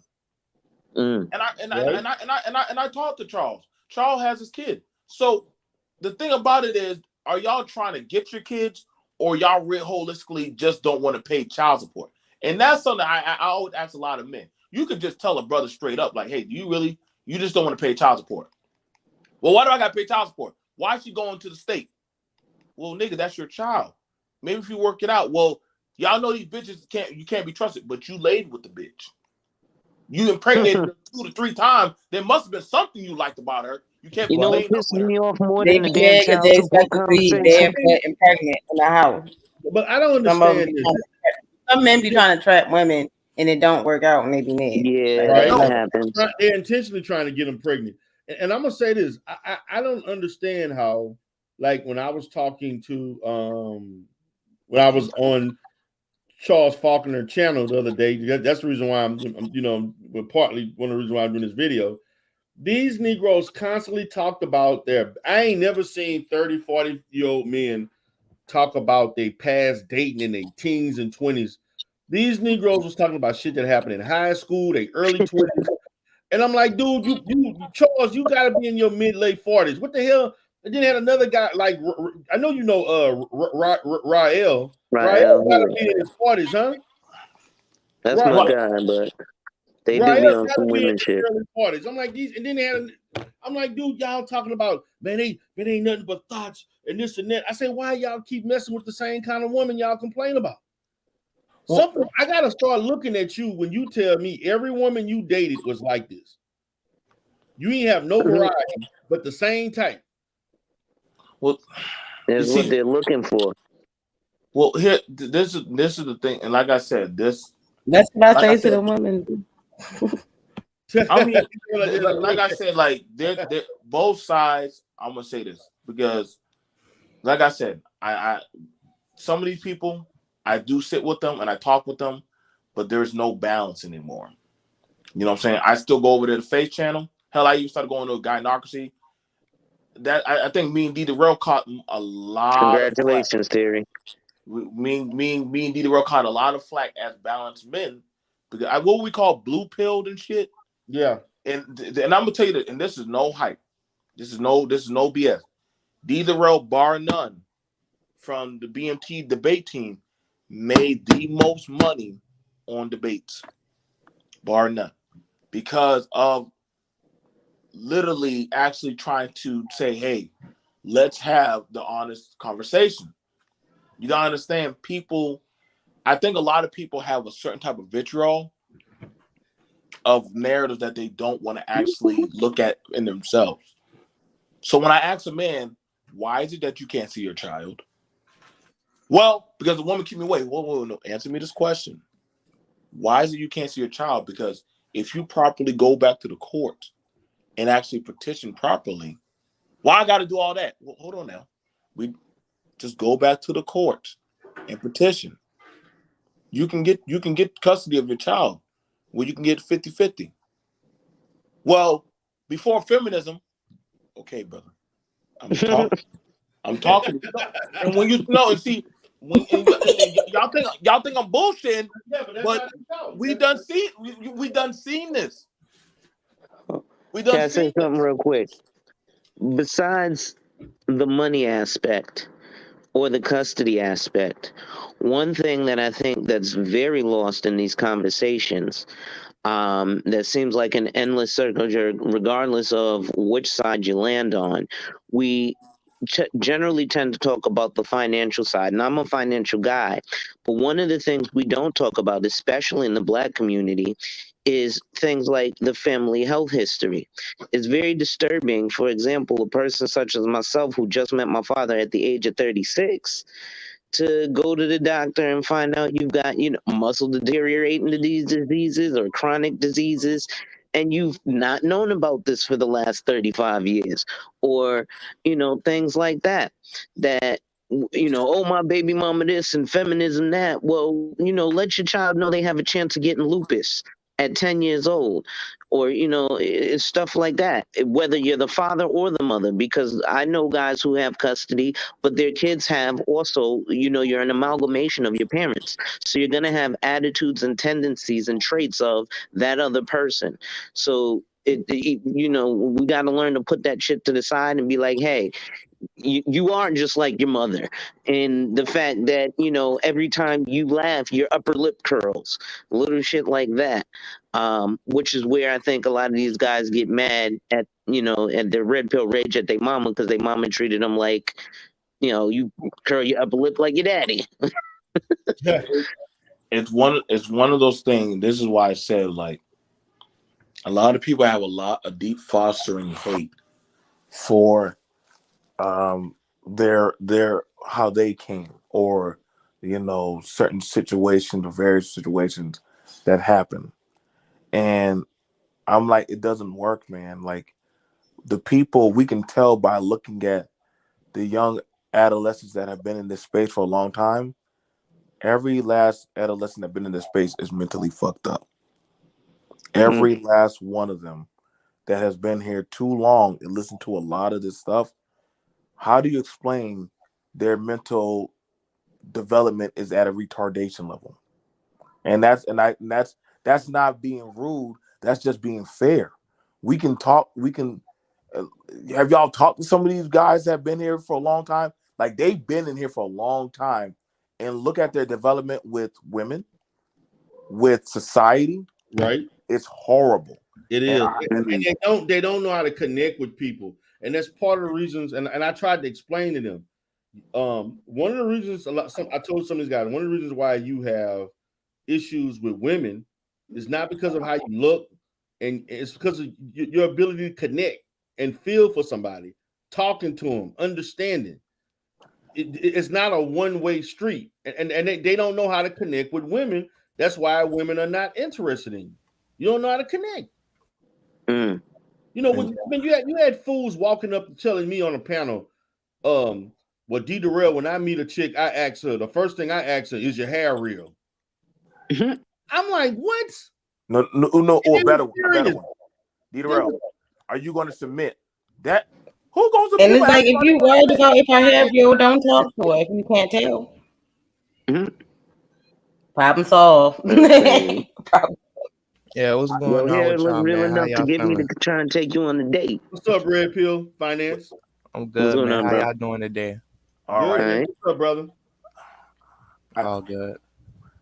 Now I got a question, and I want to ask the men, anybody who's on the red pill side. That's no shot. What's this obsession with submission? What's this obsession with submission? I can tell you the obsession. Go ahead. They never got it. that's the obsession. And what they fail to understand, women on average typically submit. And I ain't talking about slavery. It's a difference between slavery and submission. When women are in a secure situation with a man they know and trust, and he's doing the right, they naturally, on average, women naturally submit to the man. And so the thing about it, they've never been seen in that manner towards women. Therefore, they never were able to get that. That's the issue, and that's what they don't understand. Women are not going to submit to questionable men. Mm. They're going to, because women are designed to be at alert. They have intuition. They're looking at risk. See, men, we don't measure risk the same way women do. And so women are not going to just submit to bum ass Negroes. They not. I mean, God knocks you can second and let me know what I'm saying, but I'm just saying you're not going to. It's true. You're not going to if you're a person, and I'm gonna use like lying ass BGS was sitting there lying talking about 80% of the men that follow him and in the manosphere make 80,000 to 100K a year. Cap. It's a goddamn lie. And so, but now my thing is that listen, I would say this. How do you expect a woman to submit to you? You ain't even got your own place. You don't have your own place. She picking up, taking you to work.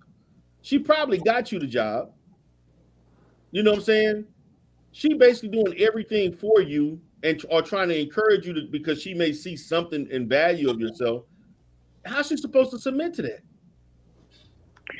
If I could speak real quick on the BGS thing, just from so ironically enough, like I said, when I got on the panel with Taz, he asked me why I went to the manosphere. I told him realistically to sell life insurance. But what ended up happening was I actually have sat with quite a few men from the manosphere.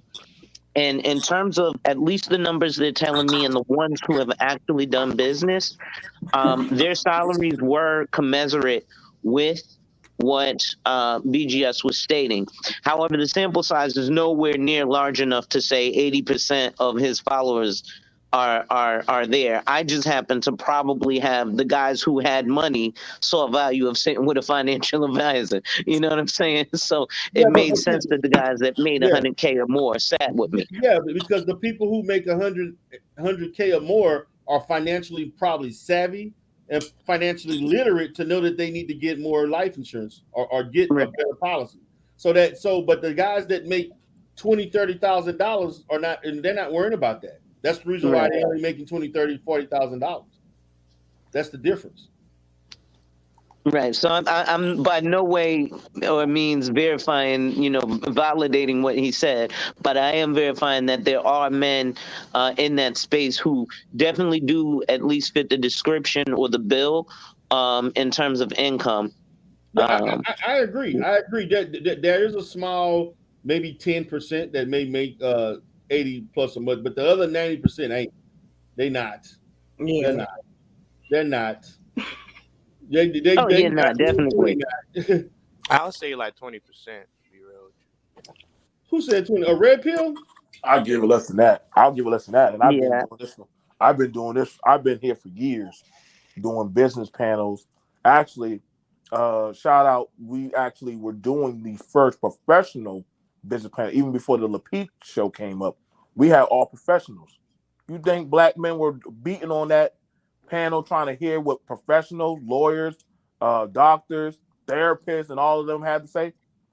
No. Mind you, we were giving shit out for free. You was there, Red. So yeah, I was there. And another thing that I'm gonna say why it's not. When O'Shea was doing the Hall of Game and when he was doing the business stuff on the Rumbles, O'Shea had a hard time finding people he knew were professionals. Mm. He did not have an easy time. Wow. He sure the hell did. And He he'll had tell a you hard time what O'Shea finding. say, Didero. He said that actually was his lowest viewed segment. Sure was. Was the Hall of Gaming. Right? Damn.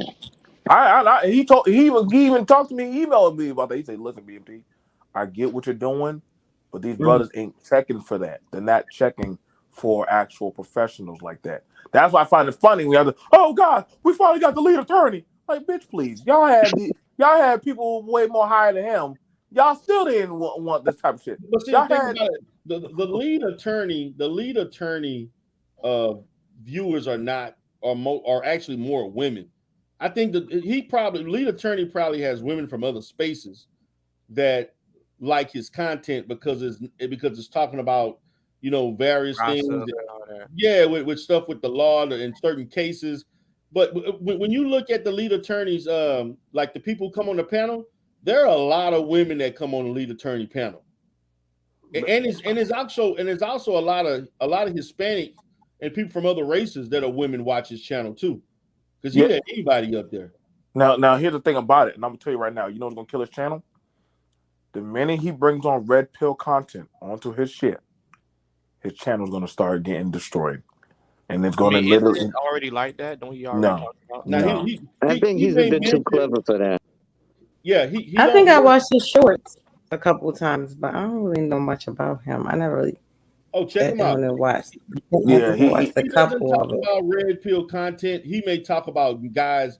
He gives a shout out to the people in the manosphere, certain content creators, particularly when Kevin Samuel, because he actually met him and all that different stuff.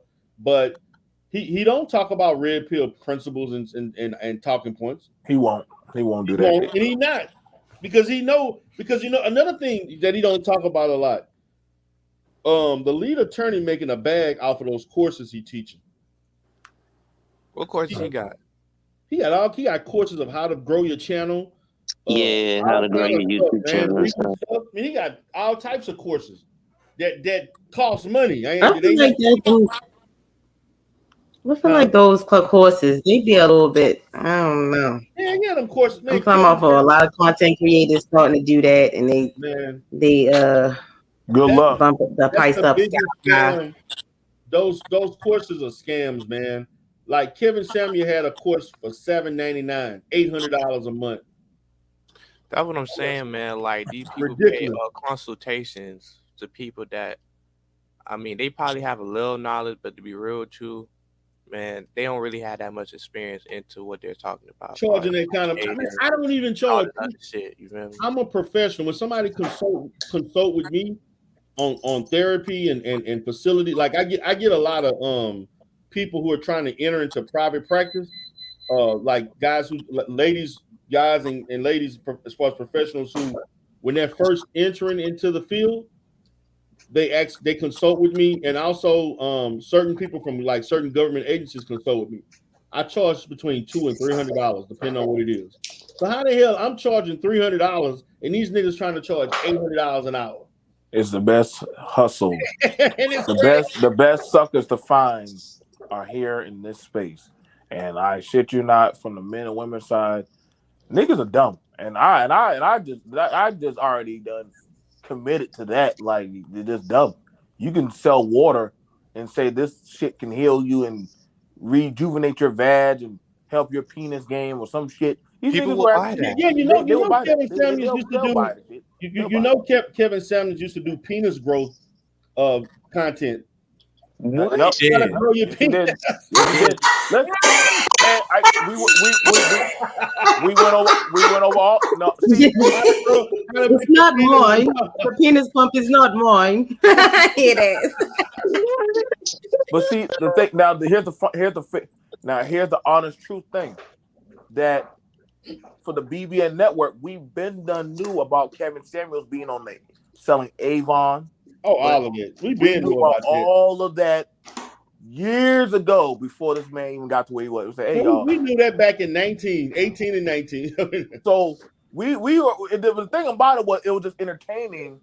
Oh my God, he's a multi. I'm like, what? Listen, bro. I'm like, y'all got to look at where people are working and living. I guess making 30,000 a year in that, and where he was in Oklahoma, wherever the hell he was at, that was good. I guess that was good, but that was a very, that's like some places are low impoverished, so that would be good. And I mean, no offense, but looking at just that ain't speaking ill of the dead, but you could tell by the funeral that, hey man, that the same people that he hated on were actually the ones that actually came to see him and send him off. And this is something that we're starting to understand about a lot of the people in these spaces. Like when we see these meetups, these talking points, people say it was hating, but we saw these six-figure people meet up for their thing in Atlanta. And when they met there, that was not no goddamn high value conference meeting. If that was shit, that's a high value conference. Wasn't even dressed professional. Little Big Nate had on a goddamn I don't know what the hell that was. Nigga had on a goddamn jacket and a big ass wrinkled t-shirt with I don't know what kind of belt I don't know what the hell he was wearing. This nigga dressed like he just left a Goodwill, like home. That's how he looked. Yeah. And who was doing them Amazon courses? I forgot what it was. AWS it was? That what you call it? Some of the AWS, the AWS courses. Yeah, I heard they were doing that in the meetup in Atlanta. No, see, this is the thing about this is why I said you can sell the Negro any goddamn thing, and they will buy this shit and believe it. Like the so bad about it is, I'm not going to, like I said, we already have a theory of where a lot of this money done went to, but that's none of our personal business. I mean, what happens in Atlanta stays in Atlanta. I'll just keep it like that. But I mean, for the most part, hush, gynocracy. So, that's the shade. No, it's not. That's their money. They're men. They can do whatever the hell they want to do. But the thing about it is, y'all gonna have a hard time. But every time these same men keep getting called out for all their little adventures that they get into, and see that's the thing about it. Like the public speaking was horrible. They couldn't afford a projector, and X, Y, and Z shit. It be old ass dudes always trying to sell the dream. We're going into tech, and I'm like, Negro, y'all work at goddamn gas stations and Subways and Dunkin' Donuts and still live with your parents. Like, stop. Like, y'all ain't doing no crazy ass ventures and shit. Like, we know that. Like, we know that. And that's no shot, but a lot of these dudes trying to sell the dream to tell women to take these type of value. Like I said, this ain't. This is not a dig. These are actual facts of things that keep coming out. Why is it so bad that even O'Shea had to say, "I don't even want to be manosphere no more"?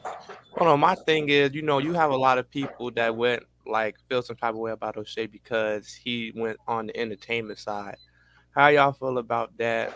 Him changing his lanes and him not wanting to be in the manosphere, because I personally feel like it was an actual good thing, because I would have never known any of you here, you know what I'm saying? Because I remember when D Darrell went on O'Shea channel. I remember when BMT went on O'Shea channel. So what he had going on was definitely a good thing. I would have wished that he would have continued with it, but I definitely understand why he went on the entertainment side. You feel me?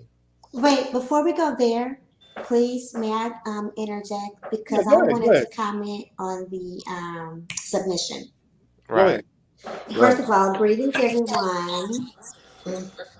So on the submission thing, a lot of guys I don't think understand that while they're having this conversation, even about quote unquote high value, it's gonna take more than money for women to just submit, especially a black woman to just quote unquote submit to you.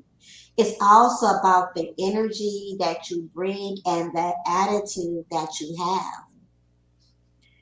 Women by nature will be cooperative and desire to be cooperative and submissive when they feel appreciated, when they feel safe, Right. when That's they what feel I'm saying. secure. Right. And you don't even have to be in a relationship, right? It's just the male presence. Feminine energy will automatically surrender to masculine energy when it is safe. Right. I agree. Thank you. No, go ahead. Go ahead. I thought you wanted to say something else. Oh no, that's all. Yeah, so my thing, and you're right. I mean, but the thing about it is, it's hard. It's hard.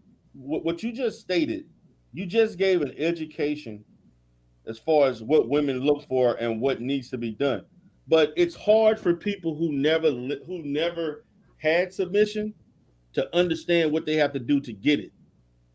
That's why when you say stuff like that, they tune you out and they don't listen to you because they've never had that experience, and nor do they understand what they have, because they what they think is a woman is supposed to give you what you just talked about without them doing anything, just on the basis of you being a male. And that's what they don't understand. That women are not going to give you submission based on you being a man. It's what Mm-hmm. you are as a man. Right, right. And also, we don't owe the world our smile.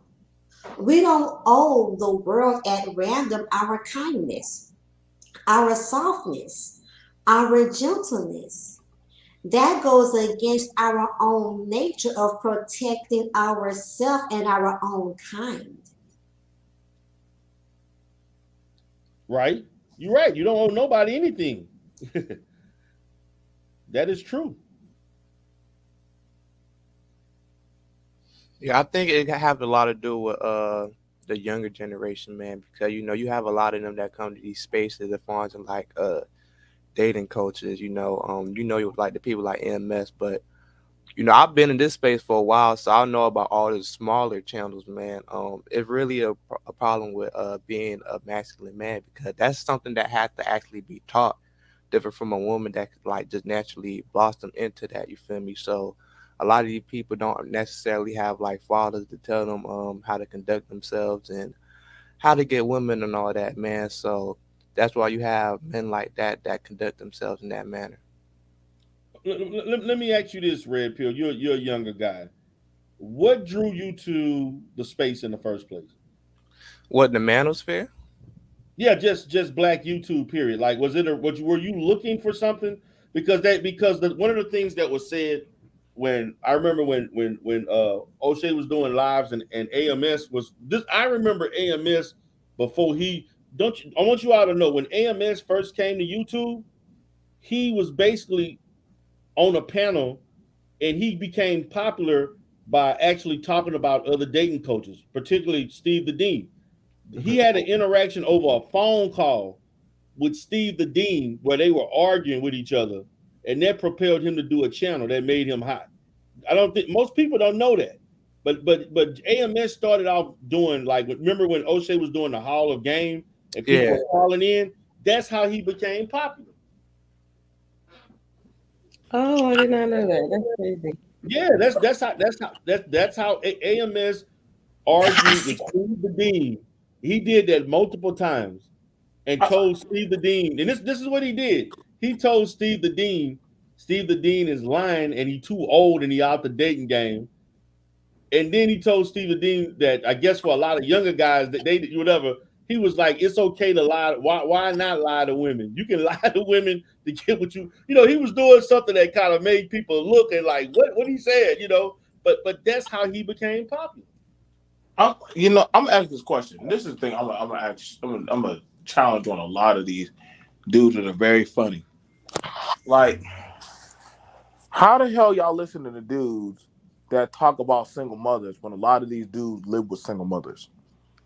How are y'all listening to a lot of these dudes that talk about game when a lot of them don't even got their own shit together? Like, I'm not gonna lie.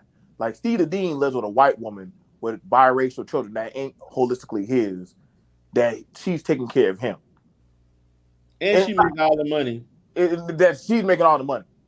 Now, I don't know what kind of level game of that shit. I don't know what level game that is. And that's no shot. Now, just being honest. But a lot of these dudes who are teaching y'all a game, you know what I'm saying? Y'all need to really pull up these goddamn Hotep, YouTubian goddamn resumes and shit. You know what I'm saying? Lucario goddamn girl goddamn goes to another man to go get her back blown out and shit. Now, I mean, that factual information. Literally, he done told y'all that his girl got a. He's fine with a girl dating out. Like, Oh come on, no. like stop. We can stop these doggone thing. I know it's hard to believe that, but a lot of these goddamn YouTubians, when you start looking at some of their lifestyle, some of them don't even take care of their own damn kids. Like, we can stop playing, and that's why I'd be like, how the fuck are these people talking about holistic lifestyle or talking about other people? They don't got their shit together. You know, I mean, hey, I'm not, listen, I got no heaven or hell to put you in, but goddamn, dude, like, some of y'all talk about single mothers, but a lot of these Negroes made single mothers. So what is it like? And seeing that, and that's the thing about it. See, I can say that, and this is not me saying, "Well, I'm part of the woman." No, I'm looking at it as a man. Like, wait a second, how are you talking about women, but yet you made single women? At what point did you ever think that what you did was justifiable? Like, you've been sleeping, and some of y'all know who y'all are. You impregnated the same woman for 2 to 3 years, and then that one time said, maybe I might want to take you down the altar. Maybe I might want to actually, make an honest woman out of you. No, she just, well, I mean, there's gonna be excuses. So you gotta understand, Tommy Sotomayor, as much as he been talking about black women, how he has a whole nother baby. This man is making multiple children and tricking. But he getting on dysfunctional black people, but he's just as dysfunctional. That's why I said, like, the hypocrisy is very interesting when you start pulling out and start looking at these YouTube preachers and YouTubians, man. They don't add up to what they're saying. And see, that to me is the biggest problem that we've been seeing. David Carroll is fucked up. Y'all, people don't, and a lot of men don't want to admit that. David Carroll is fucked up. Yeah, Derek Carroll was living in a dilapidated house and shit, living with family. He was broke. He was broke. David Carroll was broke. I know a lot of dudes don't want to admit that. David Carroll was broke. He was mentally broken. His own daughter, as much as he like talking about damn black people, was a divester, and that's fine. But his daughter, he had a problem with. Like I said, he had a problem with his own child. So these, go ahead. No, go ahead. So what I wanted to say, so Red, kind of talk to me about what were some of the things you were looking for. I think it was like after the conscious community, I came from that space. I was like into Sinetta, people in that realm, man, and I was looking for a little more substance. You know what I'm saying? So, I was always different from a lot of people. I think I grew up a lot faster, so I was looking more into like developing myself as a man at like an earlier age. That was around like the age of like 18 or 19. So that was around late 2018. So that's when I came into the space. Also, it was also if I was in like business trying to get skills and all that, you know what I'm saying? Talk to people about certain subject because when you at the age of like 18, 19, it's hard to relate to other people that don't really think the same as you. And I got a lot of that conversation from the internet. So that's why I came to this space. It was also for like relationship reasons, you know what I'm saying? Because as far as like relationships, I have dealt with women, you know what I'm saying, as far as like dating and all that. And I come from a family, we Caribbean, so I'm Jamaican and all that, and we don't have the dysfunction, you feel me? Like so it was really hard to understand growing up and coming into the dating realm, just understanding how everything moved. You feel me? Like I didn't really have an understanding, but I still have my father, right? But me and him wasn't really cool at the time. So, around, I'll say, That even is around like, dysfunction, though. Just let you yeah, know. yeah, definitely dysfunction, right? So that was around like freshman year. I didn't really, me and my father wasn't really that cool, but we still live in the same household, right? So One of my those friends. times I was I was just really on my own learning as I go. You feel me? So Right. coming into this space, I definitely knew I wanted a family.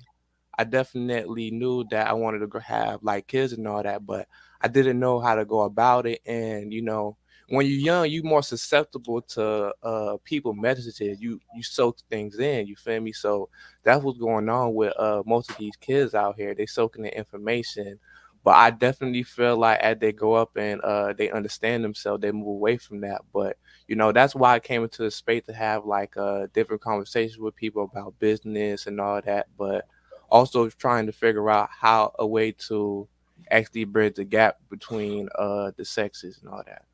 Oh, okay. Cool. So you had quite a few things coming from. A lot of people came from the conscious community. I mean, Yeah. I know when I first got on YouTube, that was the first community I looked at, was the conscious community, and stuff like that. Before I started diving into the manosphere and other black, the other sectors, I didn't even know about these sectors. Yeah, I would watch Umar Johnson. I watch Dr. Umar Johnson lectures a lot. Yeah. And Yeah. and I saw. huh? No, I saw a few Umar Johnson's.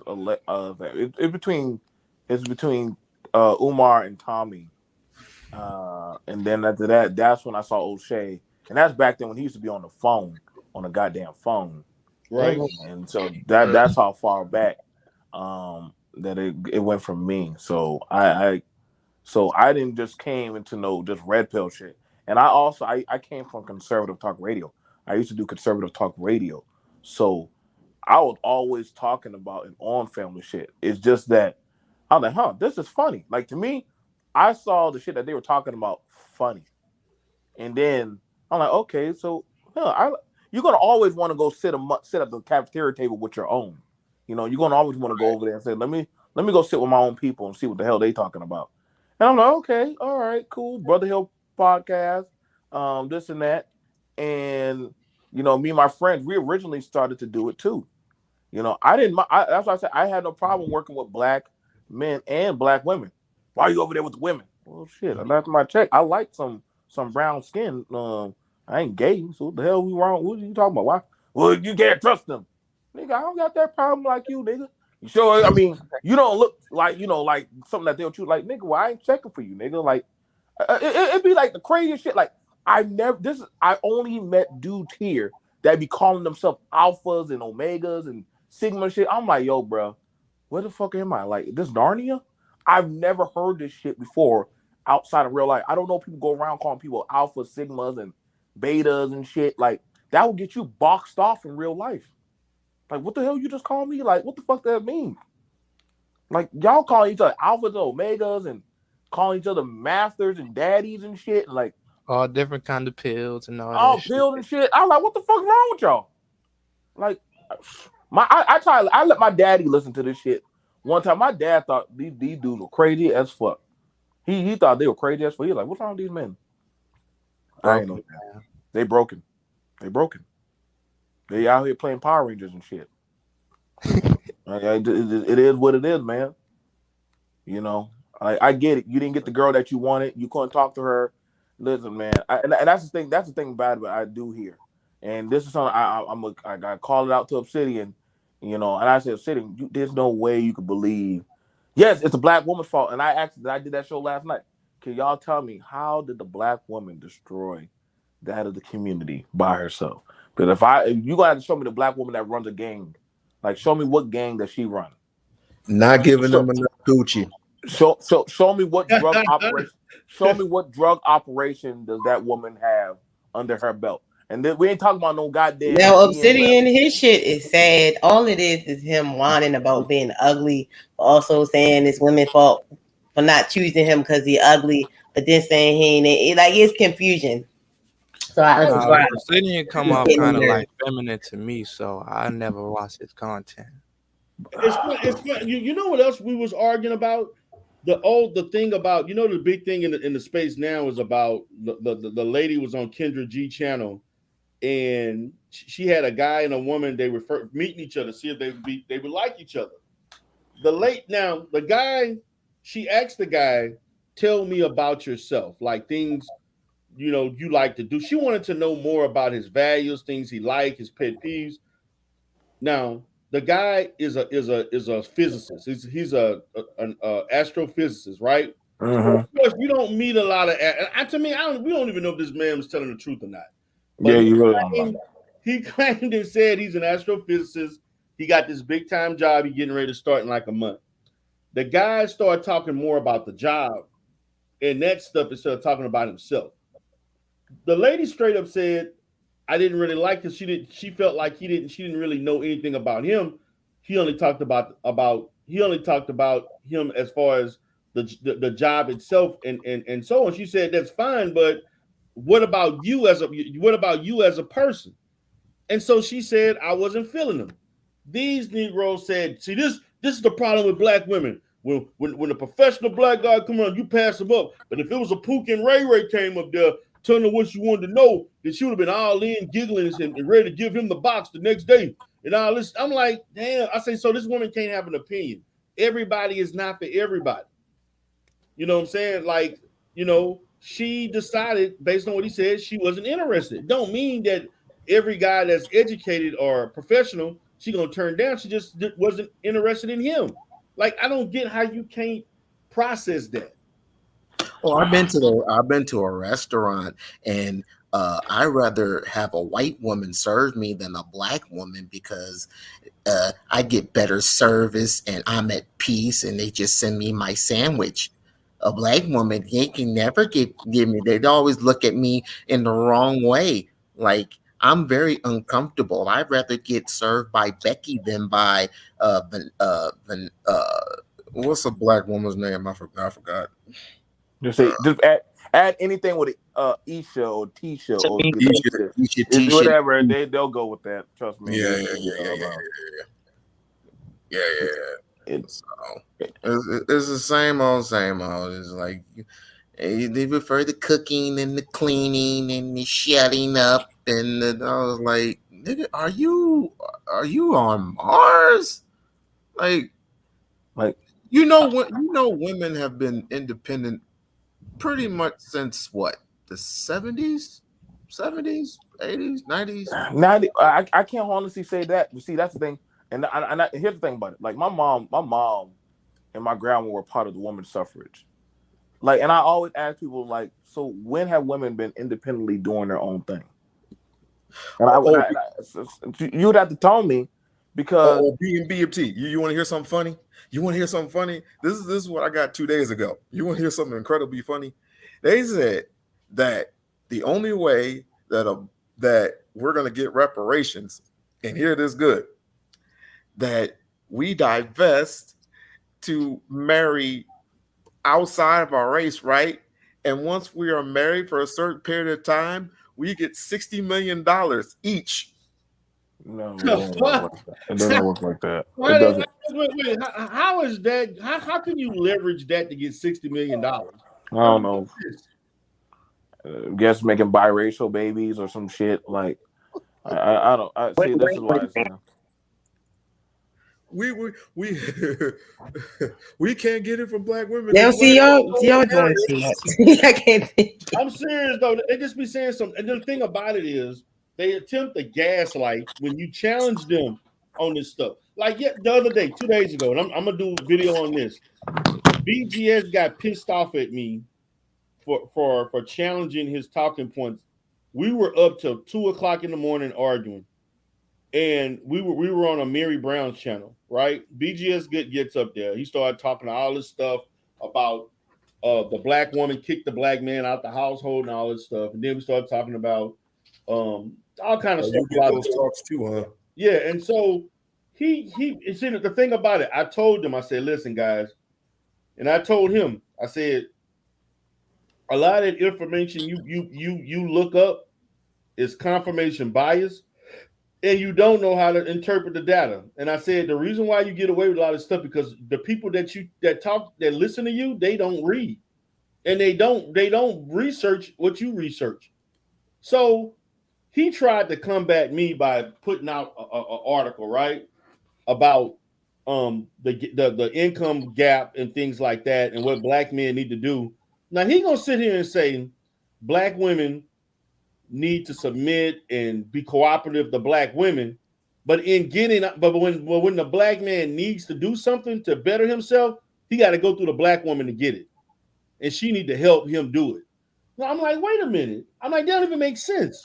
So you asking somebody to submit to you that you can't even do something independently on your own. Why would she value something you can't do something on your own? Why do you need her to do something to do for yourself? That don't even make sense. So we continued on. He gave this bullshit research report from some company, right? He put it in a link and he said this proves that something about this Negro said, I think he said 80% of black people make minimum wage or something like that. I said, what? What? 80%. I said, wait, no, this Negro says some shit about, yes, I have it. Most black people, this is what he said. He said most black people make like somewhere around $20,000. And then he also said that an average family can live off of $45,000 with no government benefits. You know what logic would say to that? $5,000. I was like, nigga, what's wrong with you? So let me tell you what I did. I dropped off, right? I said, I'm gonna go read this article. I'm coming back on. I come back. It didn't take me but 5 minutes to read what I need to read to see. The article did not talk about the total U.S. population and black people. The article was a sample size of 350 cities in the United States. So I'm like, dude, you basically gave false information that was misinterpreted and was not what, and it did not cover the total country, the total population. It was selected cities. That's a totally different type of research. That's not a random sample. That's a stratified fixed sample that you're doing, because you're picking out the cities that you want to assess. This Negro got mad and started cursing me out. I became motherfuckers. This and that. That's because you know what they do? They just highlight what they read. They don't even read the whole thing in totality. They just highlight what they want to hear or highlight what they want to read, and then say that it's factual. And it's not. But and I told before, I said, listen, man, you used to talking to people that don't read and they don't follow up on what they don't follow up and verify what you say. They just take what you say as the Bible. I said, man, I will not, and I told, I said, you all should not trust anything this brother say. I don't hear this shit about him being this intellectual philosopher, YouTube philosopher, and all this stuff. And then I sat here and said, and you talking about black women, but you had failed relationships with black women. You've been divorced multiple times. You alone. You in your 60s or 70s. You shouldn't even be talking to people 30, 40 years younger than you. You should be doing other shit. Like, seriously. It's one of the things about it is this is why I just boy, like I said, man, family is just not wanted here. I think one of the big catalysts was when we did a family panel, and after that we had the pump and dump crew. They pulled up to have a debate with the family men. It was the most wildest shit I've ever seen in my life. Like, it was the wildest shit I've ever seen. Like, literally, it was a 4-on-4 debate, pump and dump versus the family men. Y'all, you had to just be there in the logic that they were just, and I mean, they were pulling up Google documentary shit. No, I heard a dude say there is a Boyce Watkins pill because he married a single mother. So he said the single mother is going to be dependent on you because she never had a high value man. So that's the only way you can get a woman to be on your side in a relationship and have her be submissive to you is the Boyce Watkins pill. Hey, D, what? I have a question for you. What the hell is a benevolent dictator? A benevolent dictator? That's one that basically can rule without question. So that's what Auntie Daniels is. Oh, okay. Listen, I look at people when they just listen, man. Like, you gotta understand, you gotta take it for a grain of salt. Like, the stuff that people say on here, it's sensory TV. That's why people stop watching TV. I don't. And they're more into watching. Brother, I hear you. I hear you, bro. I hear you. I got kicked off of a panel for trying to tell the truth. So, but it's listen. It's you don't listen. I've learned. Like I said, I've learned on common sense is not common and it's not needed or warranted here. So you can't you got to understand things. People are just pushing out their narratives of what they want to be believed, not actually what they need to hear. That's why I said. That's why when Dita Rose said, "Hey, I'm not telling you things you want to hear. I'm just telling you the facts. Like it's not something that the truth is never easy. Whenever you go to go get reflective help of like, hey, what's wrong with me? I'm not telling you what you want to hear. I'm just telling you it is for what it is. And so when you're telling people that, they want you to try to, make it sound more pretty and more easy to digest. And that's just not holistically true. You know what I'm saying? Uh, and that's something that you're seeing that on the female side. They're dealing with that as well as the men. Shit, we still haven't. I've never understood these talking points about well, if you have this game or that or this and that, but then when you start reflecting the mirror back to them, there's a problem. There's a big problem. So how do you know all this shit? But where's your children at? Well, don't ask me that question. Well, okay. So where's your woman at? These women don't submit. So you're teaching young people What the game. am I submitting to? That's the question Well, that never had me. What am I submitting to? Is she submitting to your every need, which is what you asked for anyway? Because you think you're slick, which you're not. Be, you think you're almighty. You think you make 6 or 7 figures, which you don't. You call yourself a millionaire, which you're not. So what is it that you want women to submit to? And by the way, most of y'all don't. Most of these Negroes don't even wear condoms, and they go over and they want to go oh, overseas and they want to Let's have not get on that issue. with these Oh women. Lord. oh, I mean, that's what I'm saying. Like, this is more so of a boys' club. It's a boys' club. It's make me feel good. You know what I'm saying? We've already been through when they wanted robot prostitution or of robot sex dolls. Like literally, they said they choose sex dolls over being with a woman. Uh, all this shit, you people will. If y'all just come here, y'all will think that BMT making this shit up. But I can tell you right now, we was on a panel. There were dudes bragging off on how they on. Remember that time when the dude was up there with his sex doll and stuff, and all the men Oh were yeah, trying to buy Yami. sex dolls. Yeah. Yami, Yanni, or whatever the hell his name Yeah, was. yeah. He had a sex doll that looked like a Asian little girl, and Sure did. all the black dudes in the chat were happy.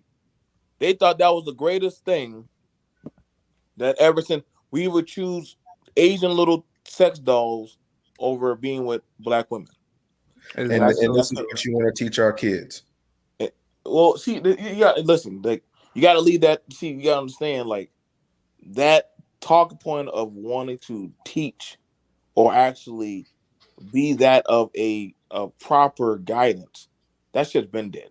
Like they already done said, fuck these kids. That's why I always be. I don't know why y'all be bring. That, there's no point to bringing up children in these conversations. They done said, fuck these kids. Hell, I wouldn't even want to bring up kids at all because honestly, you have what some people actually entertain that of well the age of consent, and I'm like, yo, bro, you're going down a dark Oh path. man, They, oh you, my God, that was so you might want to stay away from consensual talk of minors because I'm telling you right now, there's a whole big plethora of men that have traveled out to go deal with women or young girls of consent. So I know, and stay away. and I'll I stay deal with away from them that if on I a was you. regular basis. So I know what you're talking about, and I used to deal with them on a regular basis, and I used to cuss them out. I used to cuss them out on a regular basis too. And there's one particular one that I'm still on that ass, and he knows who he is, Mr. Logic.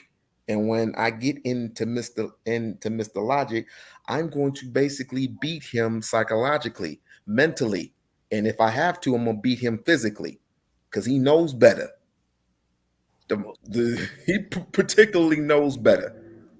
Well, see, this is why some of the guys were supporting some of the rhetoric from certain content creators about dating people, young girls who didn't know better, because that's where they had that.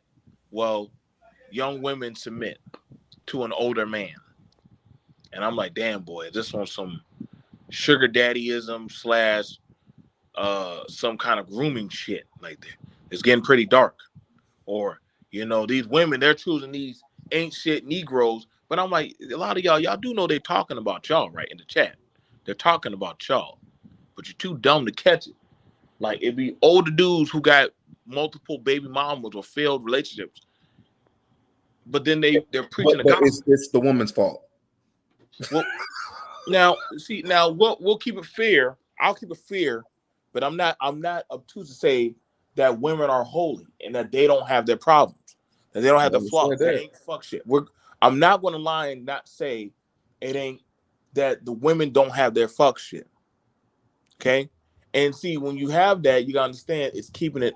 Listen, we done seen some crazy women and broads that have got up and say some crazy out of pocket shit.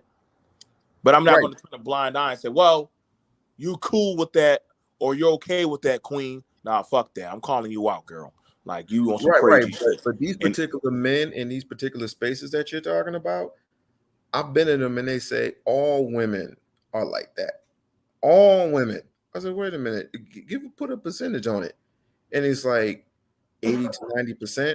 I'm like, so 80 to 90% of women, it's their fault that you stick your rod in a woman, she gets pregnant, and then you want to blame a woman how she gets pregnant. How can she consent a child? So she goes to the clinic, she finds out she's pregnant. It's her fault that she's pregnant. Right, according to them. Okay. Yeah, that's just so true, man. Like, these niggas don't even talk about marriage. They don't talk about having a family. No. They do talk about marriage. They do talk about marriage. They talk about staying in a sustained relationship, a long, lifelong marriage. But that what they consider to be marriage, I guess. No. What is it called? It's called It's what I said earlier. It's basically being submissive type, but it's overall. You do me a favor. I pay all the bills. I pay 100% of the bills, and basically, I can do whatever and whatever I want. That means I can bring another woman into our relationship, and you can't say anything. Really?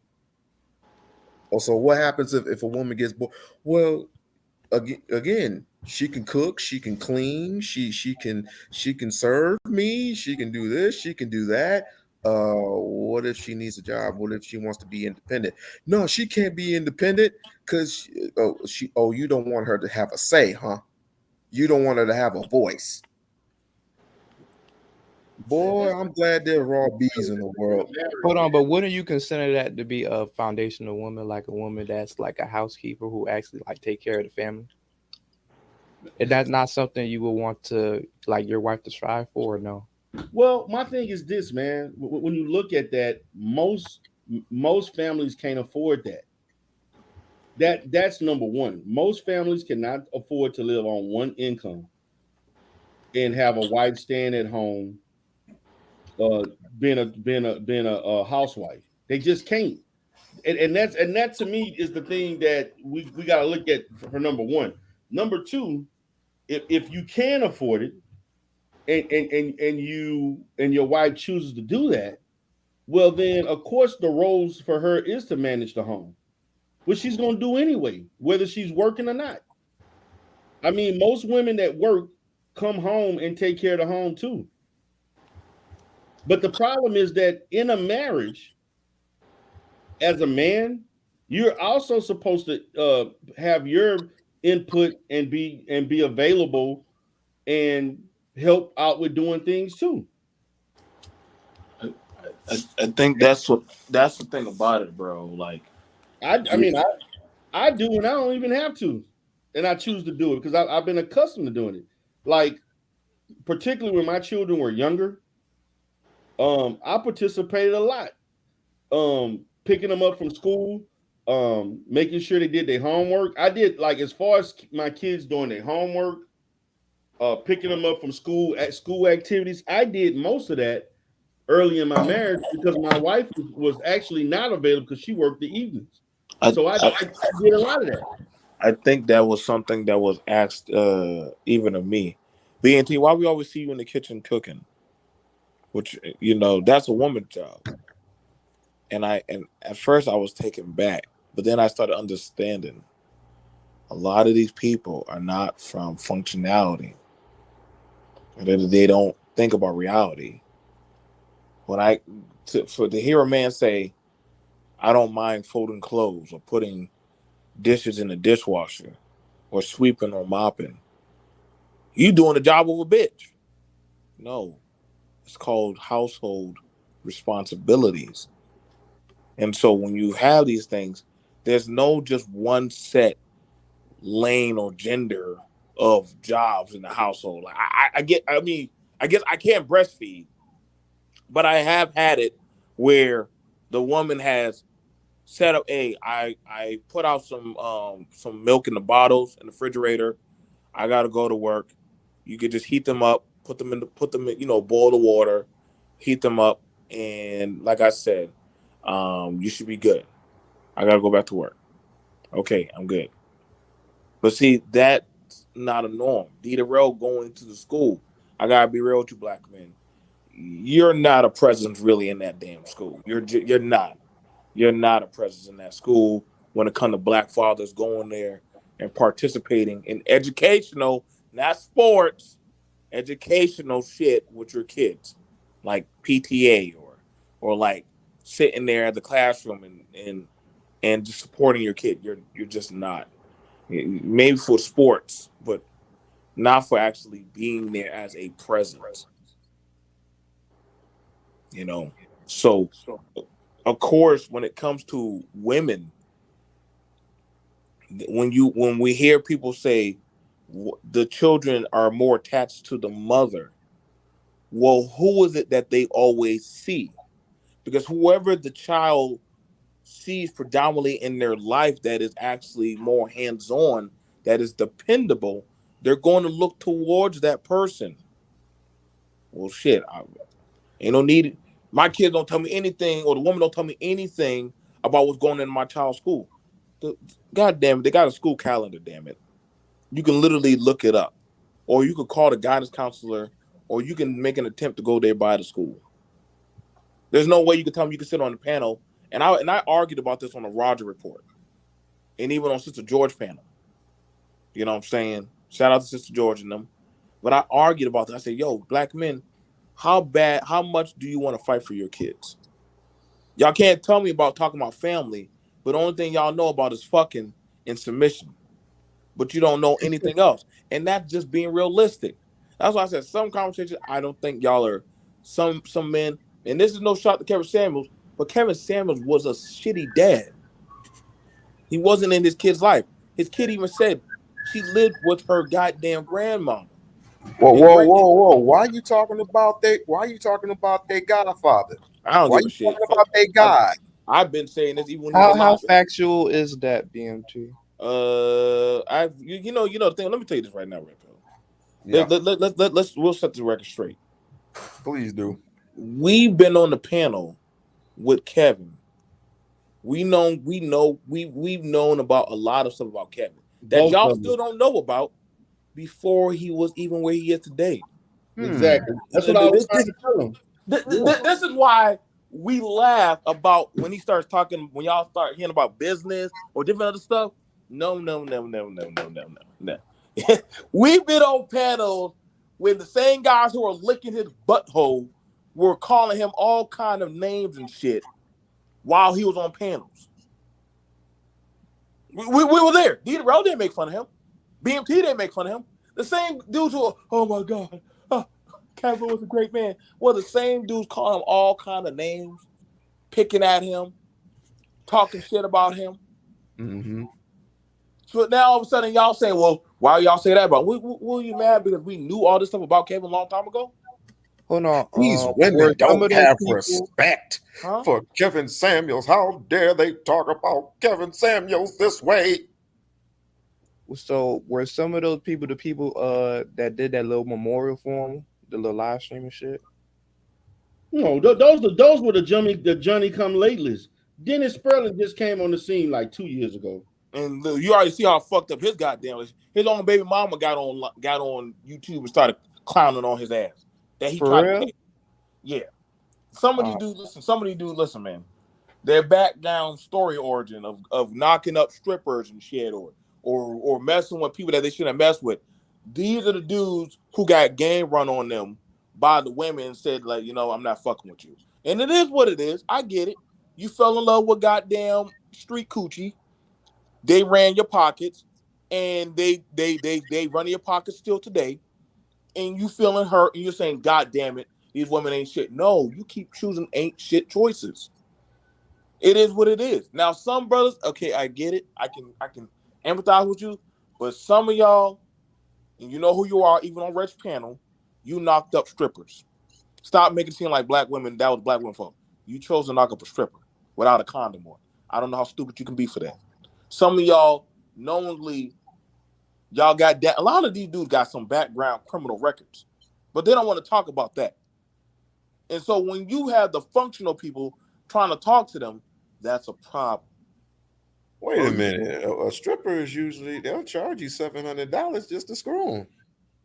$700. A sweet water of authority going on dates and getting paid shit. So you don't have to pay nothing. Damn, that kind of go on a date and get paid these days. Listen, I like I said, I have no smoke for Jessica X, but I found it interesting. As much of these dudes said that black women are the problem, y'all listen to a female avatar that was 22, 23 years old, telling y'all how to be men. And that Shouts shit out the plat. And that shit was hilarious as fuck.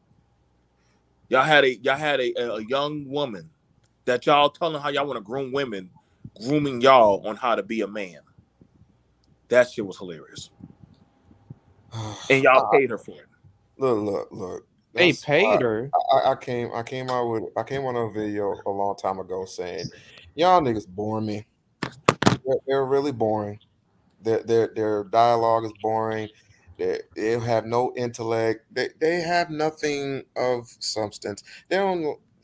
If they were talking about education, if they were talking about finances, then I'll probably listen for a few minutes and then I'll shut the shit off. But they're just completely boring me. They're just the same talking points. Women need to be submissive. Women need to cook clean and shut up. Ain't that right, K? Excuse me, I'm sorry if I got any names out here. But and then of course they live in mansions. They drive not Corsicas, but they drive these expensive cars. They don't live in the hood no more. They're not ghetto. They need to get out the ghetto and shit. Like y'all niggas really fucking bore me. Y'all really Hold on, but how bore me. much Jessica X was charging though? Man, Jessica X was getting all kind of cash apps and super checks. Yeah, she still does. They really pay her ass well. They be sending like, God, damn, honestly, I'm damn, trying damn, to damn. set up a deal for you. I'm trying to get you to go do the avatar hustle and go, maybe, say black men, y'all are, you got to learn how to be more nice, girls, so you can get that money. You got to go rebrand yourself. Get on the hype train. You got to get you an avatar with some big breasts out there or something. You got to go get that bread, man. People really checking exactly. Listen, they fell in love with an avatar with titties. I'm sorry. That just showed you how bad it was out here. I just showed you how bad it was. All you gotta do is show a man some titties and some cleavage. I still You'll don't get think that avatar is cute though. The avatar she even chose for them to even be doing that. I just think it's because she likes Yeah, it. but see Like that the cute to avatar. me, her face look like it's casket ready to me. I'm like, she's not cute. Ew. No. You know what I'm gonna poke at, and I'm gonna throw this at D around. Don't be bad. You remember when they swore up and down that you knew who Jessica X was? That you the one that set her up into space? Oh yeah, man, I remember that shit. People were That's, speaking that time. I'm the one that behind this. I'm like, really? I remember that. That was at the beginning. mm-hmm. That was back in 2020. People was giving calling out all kind of theories and shit. Oh, the Why good. is she so protected in that space though? Because she followed everything they say. No, Uh, she follow every. She don't variate from none of the talking points. She is the No king. matter how stupid they sound, she will regurgitate whatever they say. She's going to repeat it. To be fair, she is actually the king of the manosphere. That is actually no, that's not even joking around. It was actually between her and Kevin, but most likely I would have to now that Kevin is gone, King Jesse. Well, she roaming around. I think she lost a lot of steam because she roaming around on other panels right now, and she don't really do a lot of content. I mean, it's almost like she looked like she looking for content right now. Because Kevin, remember, her channel blew up when Kevin blew up. Especially That after is she true. did that interview. When she did that interview with him, her channel blew up like real. Like she started getting people from the divestment community, the pink pill, all them other little female orientated sectors. She started getting a lot. I'm talking a whole lot of support of viewers from those sectors. I mean, well, you're she right gotta, though, well, she Real. gotta Like, interview that porn star then. If you want to keep get them ratings back up. Keep they ain't interviewing gonna that have no 2-year-old content porn with this star. man gone, bro. I guess that's they God right there. Hold on. So my question would be like, what do you have to like for like the younger men and the younger females who come to this space, feeling like they don't really know how to go about certain things and certain topics? What would you tell them to get certain resources from and how to go about just developing themselves? How y'all feel about that? So you said young women or young men? Yeah, men, women, both. Oh, Don't for matter. me, I would say, for as far as them developing themselves, I would say they have an opportunity. This in this day and age, man, there are opportunities that you don't necessarily have to go to college. Now, I would encourage kids to go to college. However, I understand college is not for everybody, and also the fact that college is so goddamn expensive. I had to be more flexible in looking at the fact that what I would encourage kids to do is to seek whatever education that you need to get into fields that are going to make money in the future.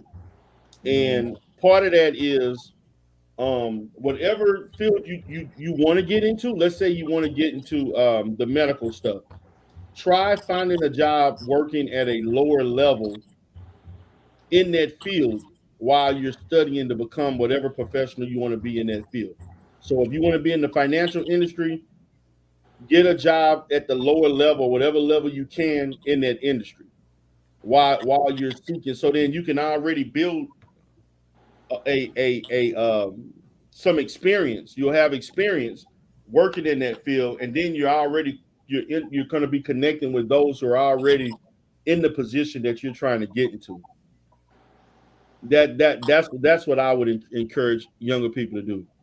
As far as find out what you want to do, if it requires whatever education certification, upon you seeking and obtaining that, you work in that industry and get your feet in it at a lower level and work your way up. So by the time you obtain it, if they have jobs available, you're already in the system. You're already there. Or if you choose to work elsewhere, you already have a track record of experience, of some level of experience. Yep. And like, how would you? And what about like the dating aspect and like building a family? Like, how would you tell them to go about that? The dating, to me, I would tell, if you, depending on what your age, if you between 18 and 23, I'm telling you, you should not be seeking serious relationships.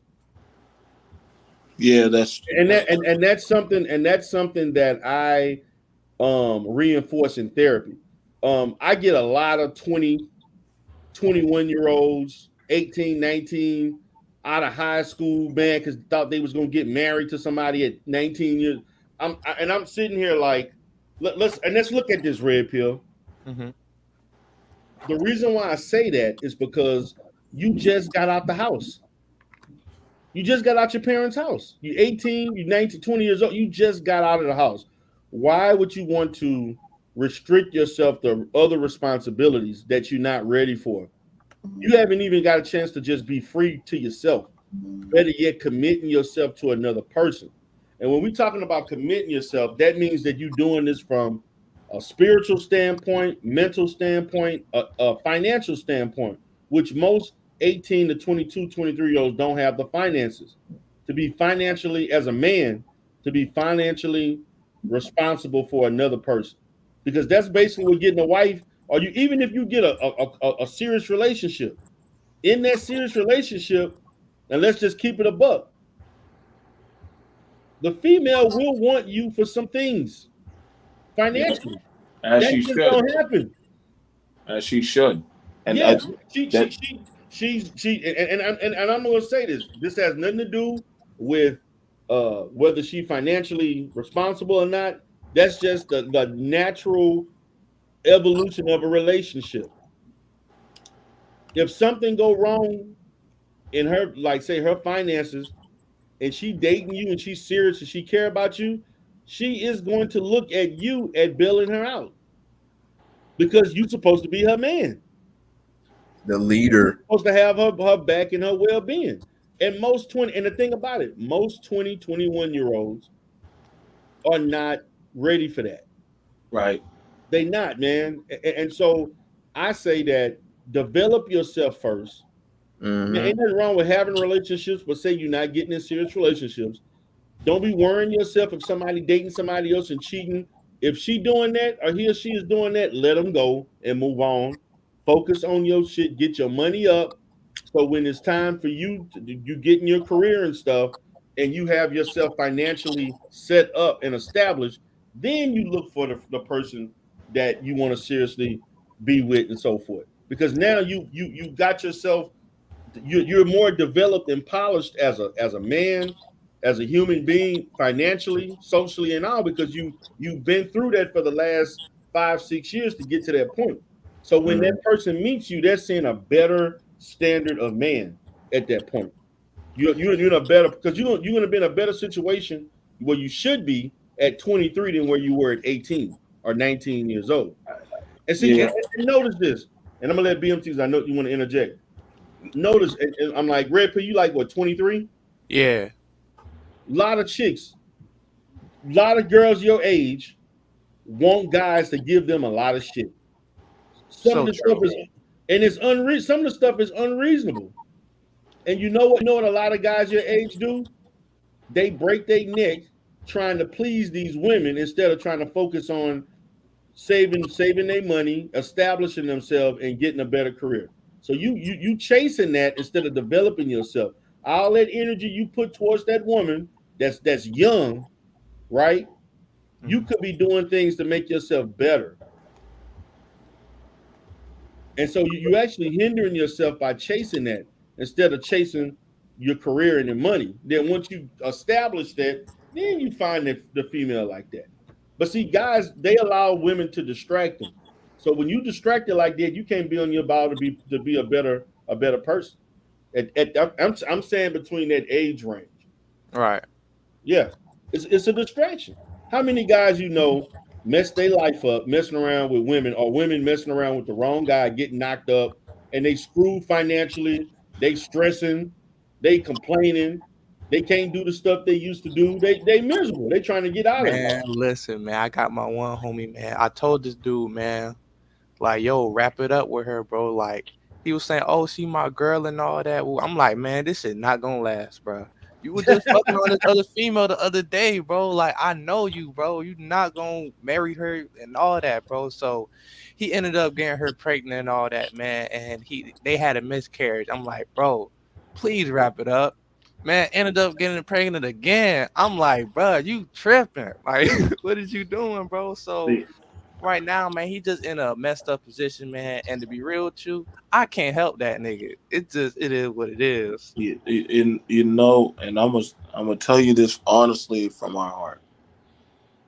When I had a family at a young age, I lost 2 children, and then after that, I still was foolish enough to try to run the streets. A lot of y'all, I'm telling y'all, man, this is why I hear this thing about, well, the black woman, she don't want to have a family, and I'm like, it's she don't want to have a family, or she knows you're not ready for a family, and so maybe she's saving you from that of you're going to fail and crumble under the pressure. Like, understand this. I am one of the very few and probably the only person that is actually on YouTube that shows his family like that. And I can tell you right now, it's not all rainbow sunshines and pixies and daisies and you sitting on a throne. It's a 365, 66 day work period. Them kids do not care if you're tired. Them kids do not care if, oh man, my pockets are hurting. All they know is I got to eat, I need toilet paper, I need clothes, X, Y, and Z. See, and people don't understand that of the responsibility and that of the weight that is on you as a man. Oh yeah, I got my checkups too. And when it comes to having these issues, and like what Didi Rail said, sometimes it's better off. Like I don't understand that.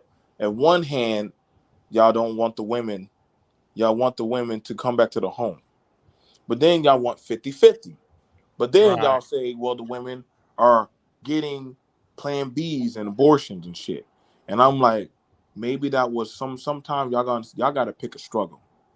You need to pick a struggle and die on it. Like, if you're not there yet, you're not there yet. I have no problem with a man who is young, like your age, you're 23, you're still finding yourself. You're going to see you walk one corner, you see one female, you wagging your tail like a dog. As soon as you walk around the next corner and walk inside Walmart, you see 15 more females. Now you damn saliving and stuff. Like, it's okay. Like, I understand. Same thing for the women. So y'all both are trying to figure y'all stuff out, and you still trying to get stable. And no offense, but inflation right now is a mofo.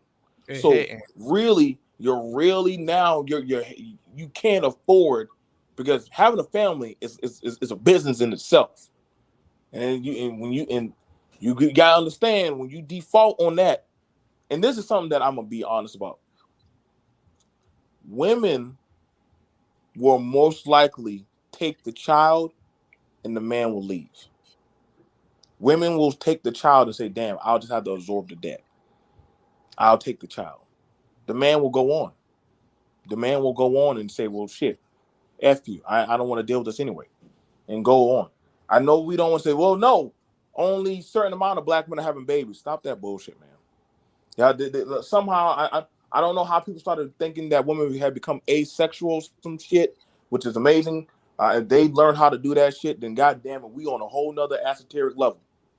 But don't be pansexual. But we have these things like what Dieter was telling. He's not telling you that. And I'm gonna be honest, just from how he was saying that, he wasn't saying that just from that as a therapist. He was saying that as a father and a family man, that he would tell his own son and his own children, or somebody he's talking to. Y'all gotta understand when different hats that men wear. And so when he's speaking from experience, like when I speak to y'all, I'm speaking to y'all either as a father or a man in a home. And when I do that, a lot of men don't want to hear that, because it's not a straight and narrow talking point. No family man is ever going to agree with consent. No family man with children is ever going to agree with consent. No man in the home, holistically, that's running a healthy home, is ever going to say, well, my wife better just bow down and shut the fuck up. No, no, dude, that run your ass straight to the goddamn block.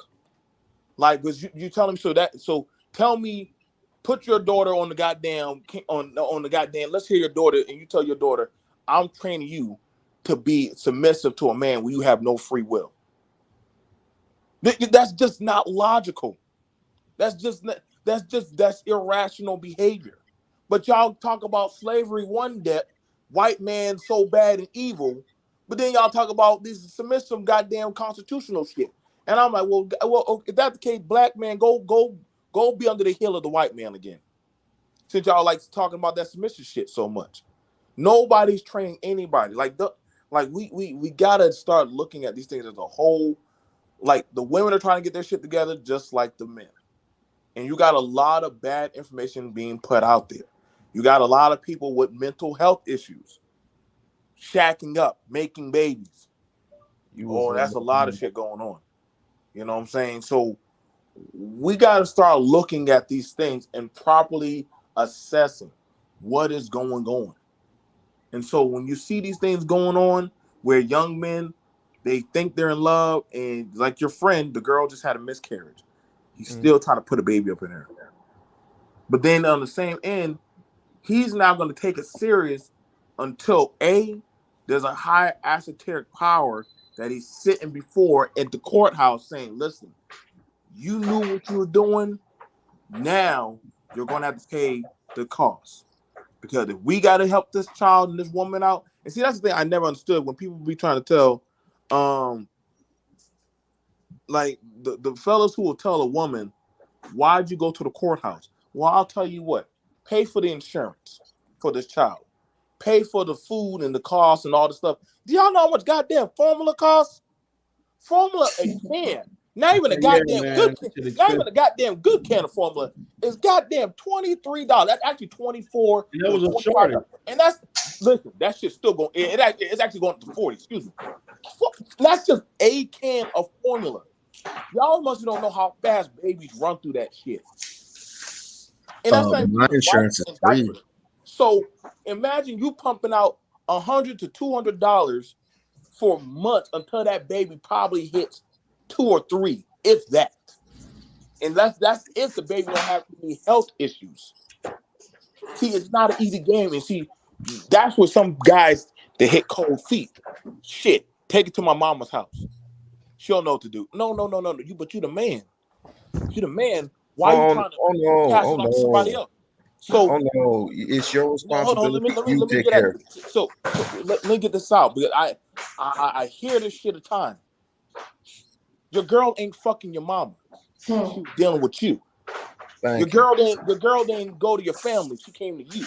You can't say you the man, but you want to pawn it off to your mama or somebody else. You talking about submission, but then you look for outsourced help on YouTube or wherever to go answer to. Then why is she coming to you?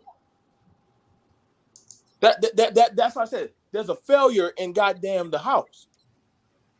So when we got these issues going on and people don't want to actually be realistic on it, if you're not there yet, you're not there yet. And I get y'all talking about, well, when I get 40 years old, then I can start settling down and have a family. Y'all out of your damn mind. Ain't no 40-year-old man or 40-year-old woman trying to have no damn baby or some shit like that. Like, listen, you be crazy as hell.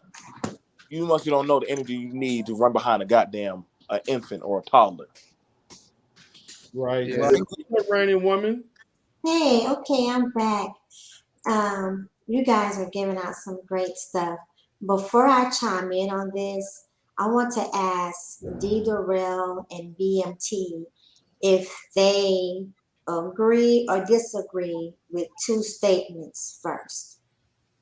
First statement is this: sex with a woman comes with expectations. Agree or disagree? Does it come with? It comes with what again? Expectations. Yeah, sex comes with expectations. It's always gonna be some kind of risk or reward expectation. Yeah, because I'm gonna be honest with you. Like most women, for the most part, when they have sex with you, they expect exclusivity. They expect they expect to for you to only have sex with them and nobody else.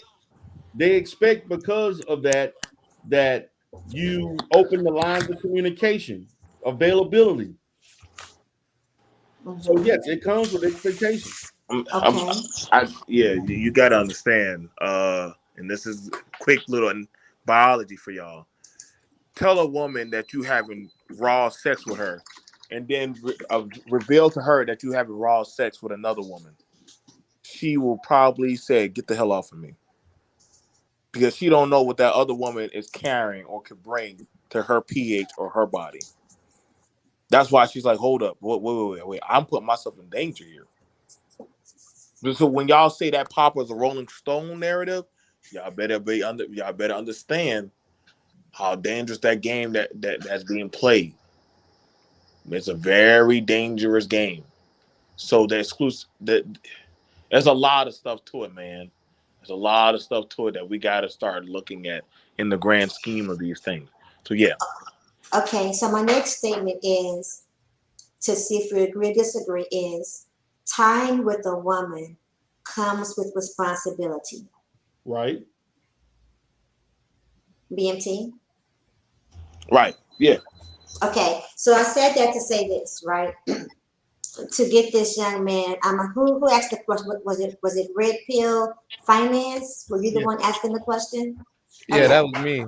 Okay, great. So you heard these two older men of a mature age giving sound advice. Agree with what I said, right? So I'm gonna say it again a couple of times because I really want you to hear it and I want you to get it. I wanted to kind of set in a little bit before I go any further. Sex with a woman comes with expectations. Sex with a woman comes with expectations. Sex with a woman comes with expectations. Those expectations could be realistic or unrealistic. Whether they're realistic or not depends upon how you are engaging with her. Depends on how you're open and transparent with her. But regardless to how transparent and how honest you are with her and how realistic or unrealistic, the bottom line is this: sex with a woman comes with expectations. Now, next thing, time with a woman comes with responsibilities. Time with a woman comes with responsibilities.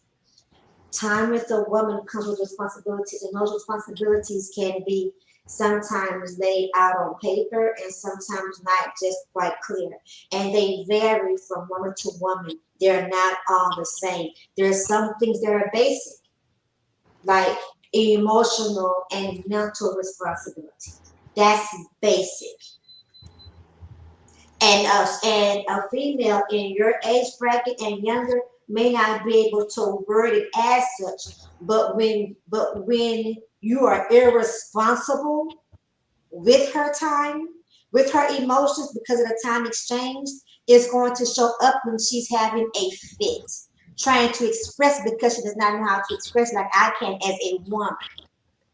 So when you say what kind of advice would we give a young man and a young woman in this space, first of all, I would say run as far as you can from this space, like run as far as you can from this space.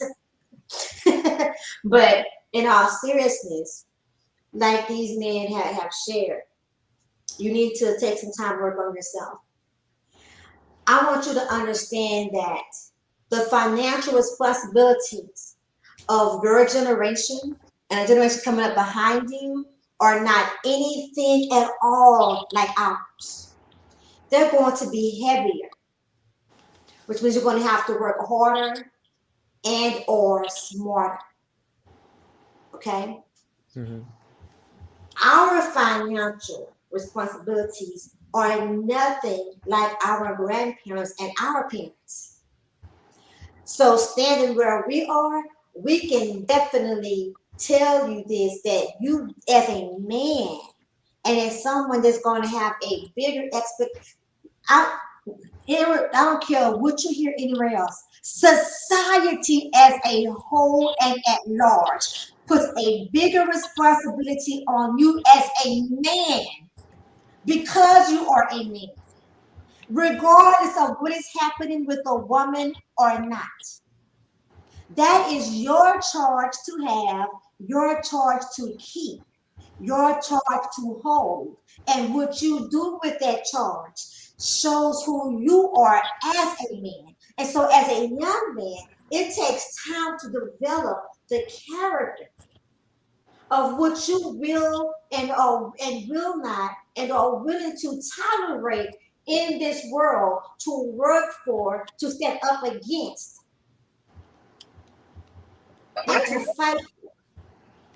But you can't know that without first also knowing who you are. And in your early 20s, just leaving your parents' house and just getting out there, you don't know who you are. You only, who you are right now, who you think you are, is a microcosm of who you will be at the age of 30. Yep, of who you will be. Yep. Amen on that one. It's a microcosm of what will matter to you. But here's what's essential. It doesn't matter who you are at 30. One thing is going to be certain no matter what. The world and society at large has given you the charge to be a man in this world, regardless of what is happening with women and regardless of what is happening in the world. You have been given a charge to take a stand in this world as a man and to be a leader as a man. You have been given that charge.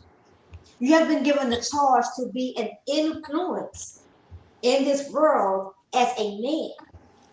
And newsflash, it don't even matter that you're a black man. That's only a factor. It should not be the focus. When you make that your focus, it actually makes it closer for you to fall into the victim role and always trying to see what you can get from somebody else instead of seeing yourself like that man over there, that non-black man. He puts his pants on just like I do, the same way. Whatever is important to him, whatever rights he feels like he deserves in this world, I deserve those same rights in this world. Not because I'm black, but because I am a man. Because I am a man. When you find out really what your values are, what you're willing to tolerate in this world, what you're not willing to tolerate, then you're able to see what kind of influence you want to have on the woman that you want in your life long term. Now, as a man, of course, you got hormones, just like this young woman does. I want to tell you about this young woman a little bit. Let me talk to you about the young woman. The young woman right now is already under influence because females are easier influenced than what men are. In our natural nature, in our natural aspect of us, we are more easily influenced. So we're already under some kind of influence, trying to find our own way as well when we, call ourselves getting grown and whatnot, right? So when you start dating a young woman, what you are essentially taking on some responsibility of influence. And it could be a healthy influence or an unhealthy influence. But that depends on you and where you are and how healthy of an individual you are, how focused and how silent of an individual you are.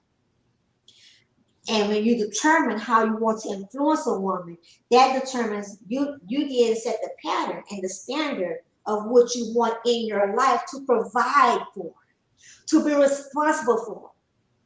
What kind of woman do you want to have expectations on you?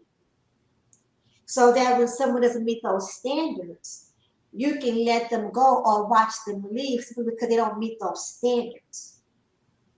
Not because trying to force them into being something that they were not meant to be, or because you didn't know how they were, or because she's like everybody else. And then you're running around here, you jumping on panels, and you're in chat rooms. These people are all alike. They don't know this, they don't know that, they this, they that, they that. No, you have more power than what you recognize when you get under other people and talk to other people who are not walking and owning up to their own power.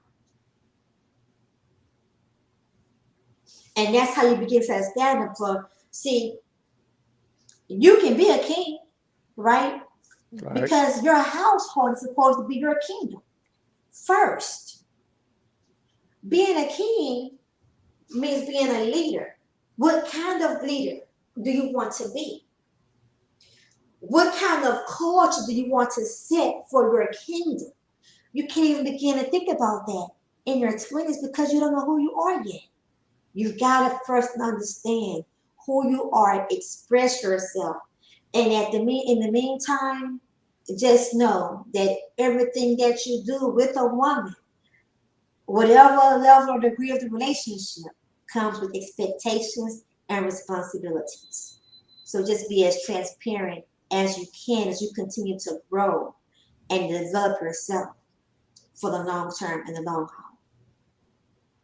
Okay, that was you got a lot more game to some of these old heads on these panels, you feel me? I definitely agree with everything you said. All that is true.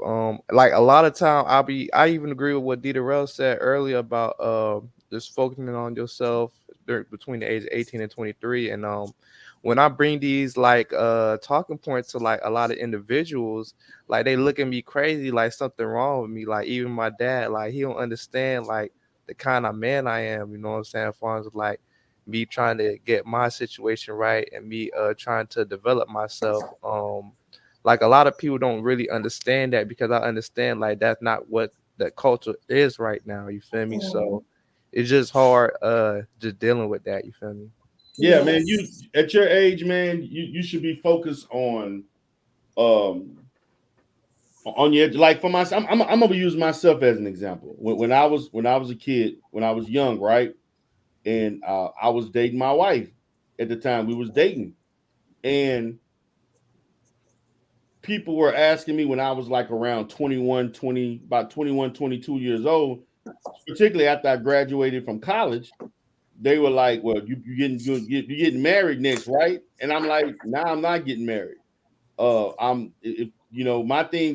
goal for myself was I'm not getting married till I finish all of my educational goals and solidified the right job.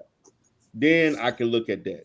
Like, cause I've seen so many guys, man. I remember, man, especially as a freshman and a sophomore, man, half the friends that I had end up moving back home on account of relationships, either getting somebody pregnant, they got married while they was in college, and they had to basically quit.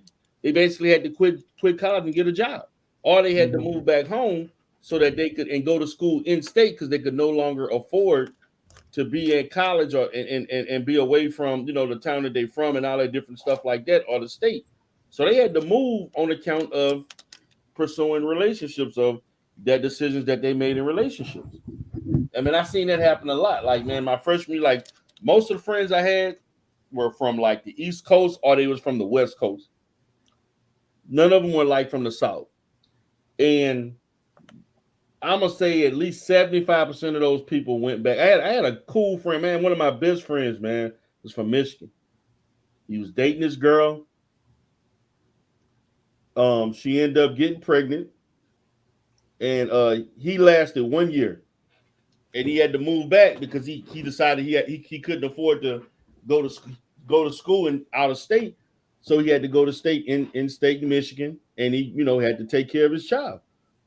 And I get that. I mean, you want to be there for your child. You don't want to be away. But for me, I was like, man, I'm finishing my education first, so I know that once I'm ready to get married, I have opportunities that can be afforded and I can pursue based on that, instead of me not having those opportunities and getting married and I can't provide nothing.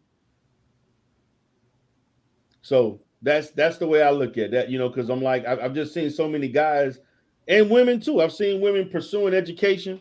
I mean, pursuing guys and being distracted from doing other things. And I feel like pursuing relationships should not distract you from your goals, particularly at that age. Because to me, the quicker you establish yourself, the younger you establish yourself, it's gonna make things so much easier for you later on in life. Like for me, I went to school 7.5 years in a row, straight, nonstop. I only took off one semester. And what did you date during those times, or like you were Yeah, still I in your dated. relationship? Yeah, I did date, but I was the ladies I was dating and with my wife that I ended up marrying, they were trying to like was trying to keep things where, all this stuff about, we need to talk about this is serious, where we're going. All this stuff about the seriousness and the stress of a relationship. And when that started happening, I'm like, look, I'm focusing on my education.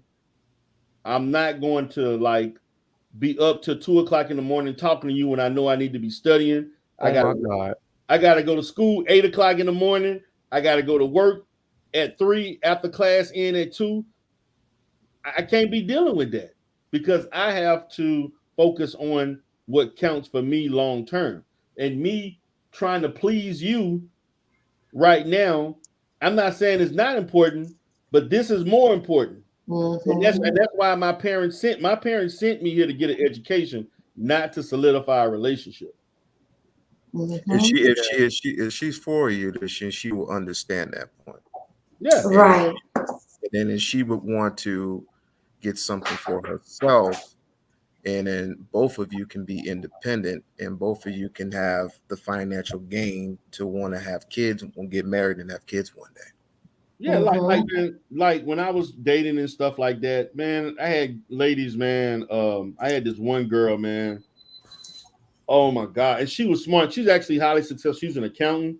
She does well for herself. She actually works for Exxon. She's fabulous. I mean, but at the time, man, you want to see, man, you want to meet every day? I can't see you every day when I'm trying to go to school and work and stuff like that. I can't see you every day. I'm not trying to see you like 5 or 6 days a week. I can't do that. And then when I'm, it was stress, man. Like I'm like whenever it just started being where you wanting too much, and I only got so much. And to me, I'm here to get an education. Every time that happened where a female, and it ain't happening all because some of those situations, when you start wanting too much attention, too much time, and all that stuff, or you trying to tell me I can't do this and I can't do that, I'm not here to get a relationship. I'm here to get an education. That was my. Yeah. And so, like, if I got to go 3 days or a week without seeing you because I got 5 research reports to do, that's just what it's going to be. And I'm not going to take away from doing that to see you. I'm not. Yeah, I feel you, man. Cause it's definitely hard out here. Because I had so much female fall off just because they feel like I don't give them enough attention. I don't talk to them that often. I don't send a good morning text. Like it's just crazy, man. Like, and they don't have an understanding of what it actually takes to become successful nowadays. You know what I'm saying? Like, Right. I'm not no goddamn rapper, man. Like, I'm an intelligent individual. Like, you know what I'm saying? So. Right. They just don't understand that aspect of when it's time to handle business, you handle business. But I mean, when it's time to mingle and conversate, we can do that. But a lot of females nowadays don't really understand that. And that's okay. May I interject? Yeah, you can go ahead. Okay, cool. Yeah, so Raining Woman, after you finish, I'm gonna do the closing words because I have actually got a meeting to go to in a little bit. So no rush, but I'm just saying, like, after you finish, we're gonna do closing statements. Oh, okay. No worries. And thank you. Um, that's okay if they don't understand and don't get it, right? Because you're still being transparent. Whoever is going to fall off is going to fall off, and you just allow them to do so and let them be free. You can tell them, hey, this is what's going on. I enjoy your company and I enjoy spending time with you, but this is a priority. See, you're going to have to be, you're going to find yourself having to set and maintain these standards throughout your entire life. So to lay that foundation now and have that practice become a part of your lifestyle now is actually very critical. It's not your job to entertain women. It's not your job to entertain homeboys because you will find sometimes even homeboys or people that you grew up with, y'all have different goals, different things that you're striving for. So they may want to hang out too, and they all become a distraction. You are the one that's responsible for everything that you have put in front of you. You're the one. At the end of the day, you are the one responsible. And the right woman and the right people will be around when it's time to play and you're ready to play and be entertained, and the wrong ones won't. And it'll all be okay. D. Darrell, thank you for having me up. Thank you for allowing me to share. And Red Pill Finance, thank you for being receptive to my words. I appreciate you. All right. Thank you Appreciate for the you, game. Queen. All right. So we're going to do final words. Red Pill, you can go ahead. Yeah, we had a good discussion today, man. We chopped it up on a lot of subjects. Raging, how you say your name again? It's Raining Woman. Oh, Raymond Woman. Yeah, like you had a good little spill that you just did, and I appreciate that. You know what I'm saying? D Darrell, we unlocked BMT, and that dude named who sell life insurance was here too. He a cool dude too, man. Alonzo. So Yeah. Alonzo, yeah, man. So yeah, that was a great conversation, man. That's all I gotta say. All right. All right. We on Lock Nation. What we need to be practicing in these particular uh, sectors or whatever is we need to talk about how we can become friends with one another. There's not too many people that can say I can become your friend first before I can be in any type of relationship, any type of relations, because it becomes damaging to the next generation that wants to come up and wants to get married and wants to have a suitable life. What in these final moments that we have with one another, we want to we want to set an example for our young kids. We want to set an example for the generation. So let's become friends with one another before you start talking about I'm gonna do this and I'm gonna do that, because all it leads is to disaster. It's already leading down a slippery slope road. So be cautious, be careful, and just enjoy yourself. All right.